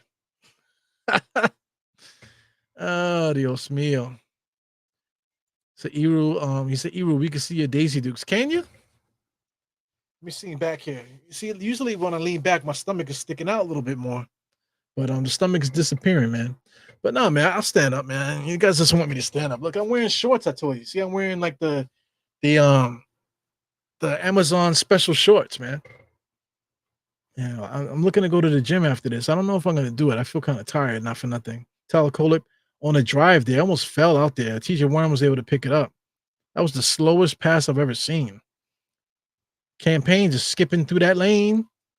Wow, back home with a double clutch mid-range jump shot, no good. So the Knicks are playing around here. So the Knicks are acting like they're trying to lose this game tonight, man. I definitely don't want to lose this. Number 25 has it. So these are a bunch of guys. I don't know who the hell they are. Only Charlie Brown there. Number 7 has been playing pretty decent for them. He gets into the paint, just turns around, shoots a mid-range jump shot, no good. Number 20 just slapping and whapping out there. Tyler Kolek. Knicks got some good players out there. Tyler Kolek with a nice little dribble, gets inside for the floater, left-handed floater, knocks that down. Everybody shoots a floater in today's NBA, man. If you don't have a floater in your game, period, it's not just today's NBA. You always needed a floater, man. If you played in the perimeter, you always needed a floater. I don't like seeing big men shoot floaters. I rather see big men go up strong. But young, not young guys, point guards and shooting guards, even small forwards, swing men like that. You need to have a floater in your game. Just going down because you're the one dribbling the ball. So if you're going downhill, you got to be able to slow the speed down and shoot over the top. Mark Jackson was the master at that back in the days. He basically was the only one doing that back in the days. Shout out to Tony Parker. Everybody likes to give Tony Parker the roses when it comes to that. You know what I'm saying? But Mark Jackson was the one doing the floater before anybody. Not before anybody, but he's the one that was really doing it. Tony Parker did it as well. But nowadays everybody can shoot the floater, man. If you don't have it in your game, then you're just out of luck. I used to have a floater. I used to like to shoot the floater. You know what I'm saying? So I used to shoot the floater. I used to practice that. I used to practice running fast break, running up the middle on a fast break because they taught us to go to the middle. If you got the ball, go to the middle. That way you can get your passing lanes. Because our objective was to get the guy for a layup going to the basket. So if the defense covered, you had to make a decision quick, man. So if you're going full speed down the court, as soon as you cross the 3-point line, you have to start thinking about what you're going to do. So if there's no passing lane that's coming available, you got to slow your speed down, and then by about the foul line, you have to be slowed down enough where you can lean forward into your floater. So that's how I was taught, how to do it. So I used to do that really well. Number 31 on the drive all the way to the basket. Pacome did a good job of stopping the ball. Precious picked up the loose ball now. So Pacome can play defense, man. He has very good court awareness, man. He has something that he can do that doesn't have to be taught. So good ability to stop the ball just now by Pacome. So I'm very impressed by everybody. This is the first time where basically every player I'm thoroughly impressed with on these Knicks. I don't think there's not one player that I've seen that I don't ever want to see again. I think everybody's played so well, man.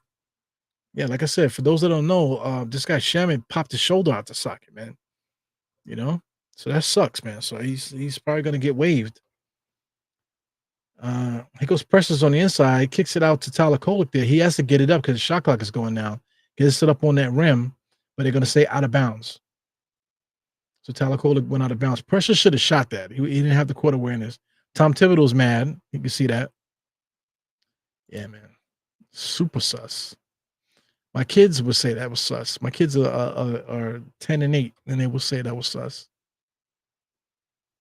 Yeah, I was saying that on the last podcast. Cat is literally a nickname. So we got to give him another nickname. It's like, come on, man. What are we doing here?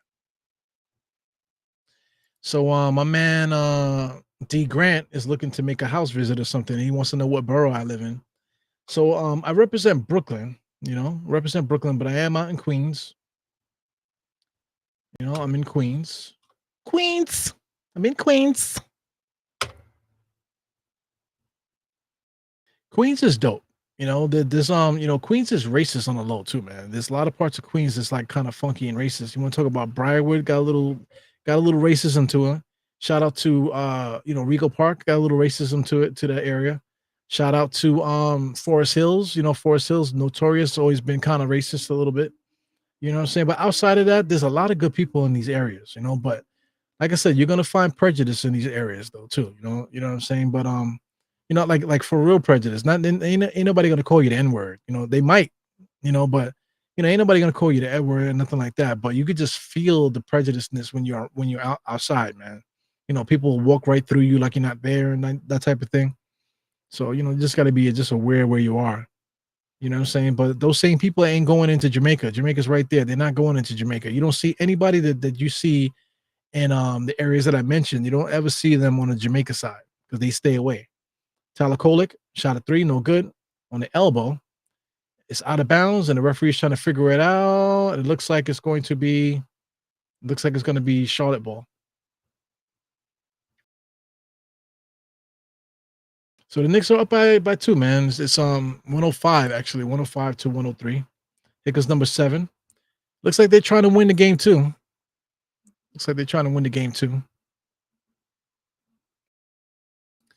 Kolek has a triple double, really? Yeah, very close, 7, 9, and 8. Very interesting. Number 31 is trying to bully him there. He was able to get that shot off there. So that's a power forward going against Tyler Kolek. Tyler Kolek was trying to fight his way through that. So number 31 was too busy trying to guard Kolek there, but he almost missed the layup. So shout out to whoever this is. Is that TJ Warren? TJ Warren got some explosion to him. So TJ Warren did a really is really good. Nice little drive to the basket. So his explosion is there. Everybody was worried about that. His ankles and things like that. So TJ Warren is asking for free throws here. He's like saying, "Yo, that wasn't a shot." So the referees are gonna talk about it. Excuse me, guys. So Tom Thibodeau is pissed. I don't know who that statistician is there. I mean, she looks pretty sexy. So I'm just a regular pervert this evening, man. I'm checking out the referee. I'm checking out the young lady, at the scores table. That's what I do. JB is Captain Clutch. But Captain Clutch, that was definitely earned, right? That was earned in the heat of the action. Captain Clutch came about with him in the playoffs.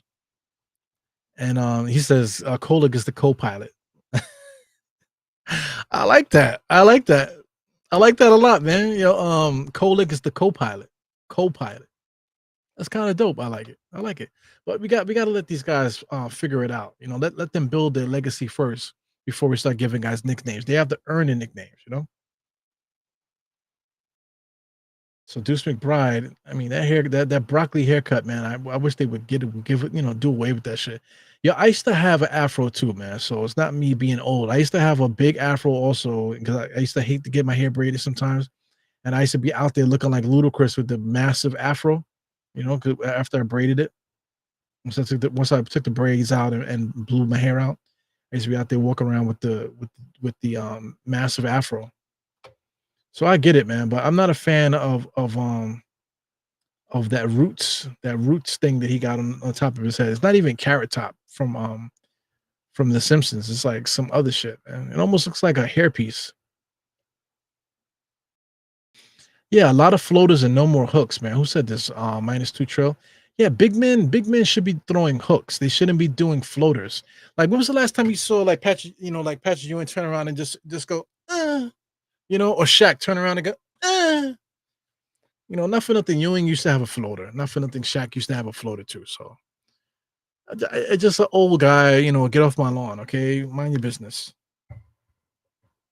So TJ Warren, I don't know if you noticed him. His first appearance, he didn't have a line. He just had a 12 o'clock shadow with not much of a line.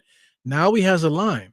So he done seen the Knicks barber too, and they hooked him up because he's looking crazy in that first game, if I'm not mistaken.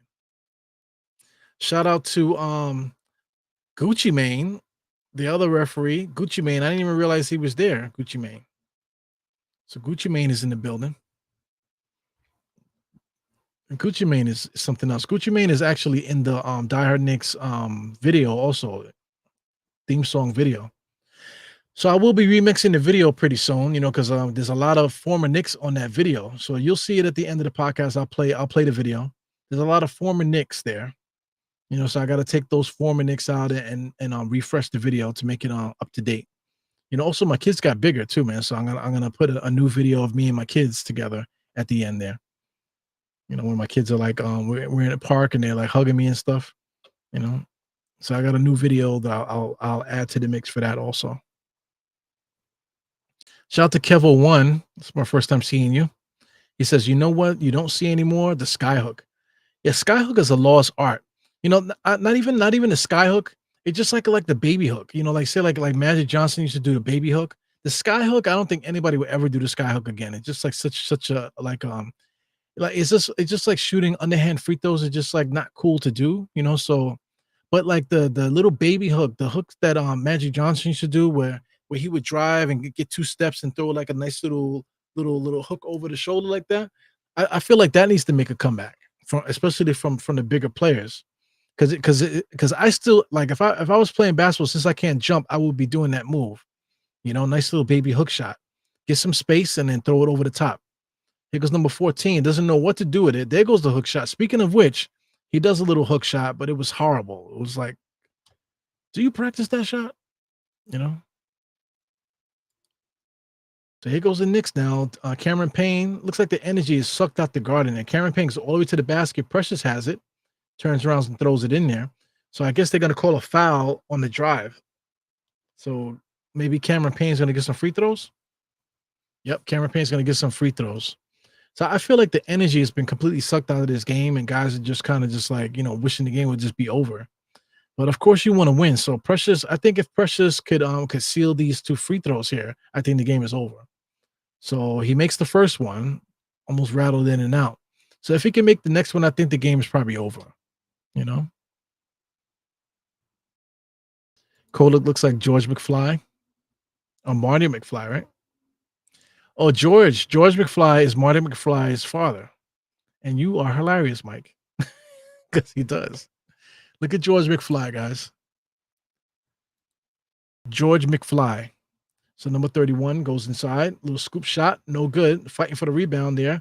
TJ Warren has been risking his body and then jumping in, falling on the floor a lot out there for these rebounds. So like I said, TJ Warren really can rebound that basketball. So take a look at this, man. This is pretty hilarious, man. Good call. Definitely good call. Said it, Mike K. Good call, Mike K. So there goes your Tyler Kolek there. It looks like George McFly from Back to the Future. That's Marty McFly's dad. I can see it. You know what's funny about white guys though? There's always another white guy that we remember the white guy for. But like if he's a black guy or a Spanish guy or light-skinned black, it might not be always a black guy that we say, oh, he looks like this guy, But for white guy, it's always like white guy, we always have the perfect white guy to match the white guy, Yeah. Deuce McBride looks like he has a fucking hairpiece, man. Another 3-point shot just throwing up there. I mean, number 14 and number 20 are 2 hacks out there. He just caught the rebound, number 14, and he went up to put it back. He looks crazy. He looks like a fucking ostrich. You know what number 14 looks like? Since we're looking at pictures, number 14 looks like this guy. Small head Beetlejuice. Yes. That's what this guy, number 14 on Charlotte, looks like right there. Or even better, man, the freaking monster from Insidious. Look at this. I don't know if you guys ever saw that. That's what that guy does. Number 14 looks like the fucking monster from Insidious. It's a scary looking dude, man. Jesus Christ. Insidious, it had a lot of it wasn't really like too scary. It was like a lot of suspense, but jump scares. Jump scares are a lot of fun, man. It doesn't the movies don't have to be gory, but jump scares are okay. We're literally in Halloween right now, Halloween territory, man. So scary movies is something, a topic of conversation. Right now, the Knicks are up by 6 with 30 seconds left, man. So you guys are into scary movies at all, man? Because I mentioned Insidious. Insidious is like I said, it's nothing but jump scares. Really, a lot of the movies is really funny, and you're just waiting for the jump scare. So you get the jump scare, whoa, like that. But it's no violence, no blood, no killing, no stabbing. It's just like, oh, like you don't know what's gonna happen, and then you just get the with the scary music, and it's kind of fun. You know what's not fun? That movie, The Terrifier. Has anybody ever seen the movie The Terrifier? If you've never seen any of the Terrifier movies, please do not watch them. I've never watched the movie straight through, but somebody sent me a clip. Hey, watch this.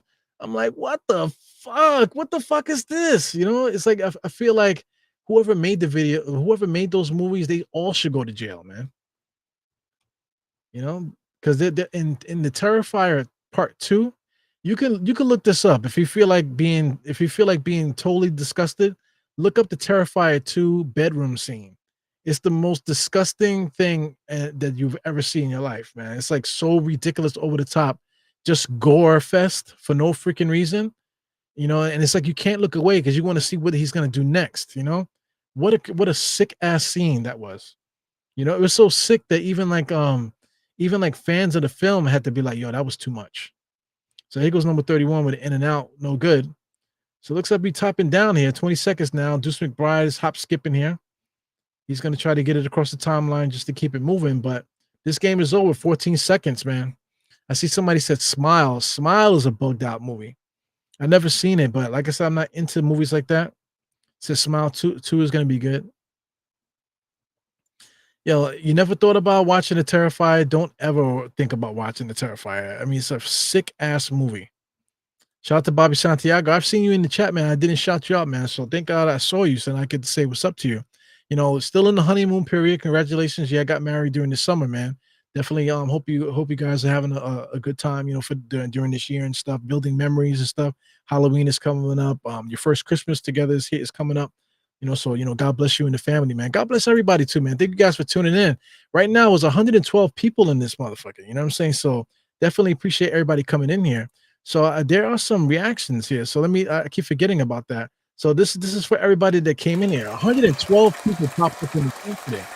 So that's not a record because when like I want to say like maybe 2 or 3 seasons ago, I think I got up to like 200 people in the chat a couple times. You know what I'm saying? So it's a blessing for this many people to be in the chat listening to the watch along. So listen, guys, I will be doing watch alongs all the time, and for people that are watching, I will be doing a giveaway pretty soon. I'm getting close to 3,000 followers. I should have had 3,000 followers last season, but I've been taking a lot of time off for this podcast. Right now, I'm back in it, so I need to get 3,000 subscribers. If I can get to 3,000 subscribers, guys, I'm going to do a couple giveaways. I already showed guys the different merchandise that I do have here. One new piece of merchandise that I will be giving away here is actually, NBA 2K for PS5, as you can see here. I will be giving that away. So I'm not going to do any giveaways until I get to 3,000. So once I get 3,000, guys, then I'll start making announcements of when I'm going to start doing the giveaway and stuff like that. So if you're not subscribed, please subscribe to the podcast. And while we're here too, man, let me do this because I've been one of my affiliates here. You want to talk about Knicks OmniFan? They are doing a meet and greet with Jericho Sims. So if you would like to meet Jericho Sims, please check this out. Knicks OmniFan, Jericho Sims, they're gonna have a meet and greet on Saturday, October 19th, man. So please check out the links. I don't have the link ready here. I wish I would have had my special link ready, but let me see if I can get it. If you guys bear with me, if you're interested in checking out Jericho Sims, let me get this link for you guys. In the meantime, you can use code DieHard10. Follow the link that they have here for this, and you can just use DieHard10. And you'll be able to get a little discount. But let me get the link here if anybody's interested in it. Yeah. Let me. Where's the link at? Adios mio. This is what happens when you're not prepared, right? So here you go. This is the link here. This is one of the links. I don't know if this is the correct one, but I know if you follow the link, you'll be just put DieHard 10 in the thing there, and you'll get a little discount. So that's the link. So if anybody's interested in checking out Jericho Sims on October 19th between 2 p.m. and 5 p.m., use DieHard 10 on the link that I just put in the chat, and you'll be able to get a little discount for the VIP meet and greet there, man. So anyway, it's your boy Eru. Thank you guys for tuning in once again. I will be doing a podcast periodically. I will not do a recap for tomorrow's game, for tonight's game, because today was kind of like a loosey-goosey kind of thing here. We do have one more preseason game. So after the last preseason game, I'll do an official recap of the preseason, all together rather than keep doing it, after each game. After the next game, which will be the last game, the game 5 of the preseason, I'll do, like I said, I'll do a full recap of the preseason, and we'll talk about the season going forward and stuff. But like I said, in the meantime, please check this out if you're interested. Follow the link that I just gave you. Use DieHard10 for a discount. And also, too, man, please help me get to 3,000 subscribers. As soon as we get to 3,000 subscribers, I'm definitely doing a bunch of giveaways. I have a lot of stuff here that I bought, to give away over the years that I just haven't used. So I will be giving away a couple things, in that show. You know what I'm saying? So anyway, this is your boy Eru, Die Hard Knicks Podcast. Put 4 fingers to your forehead, tucking your thumb. Salute. See you guys next time. Please enjoy the outro. This is the Die Hard Knicks outro intro, the Die Hard Knicks theme song made by Chad B. Ryan. So anyway, please enjoy that. I'll catch you guys next time. Peace.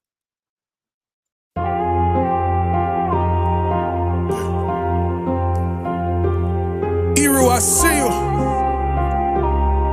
Die Hard. Trav. We gonna do this one the right way.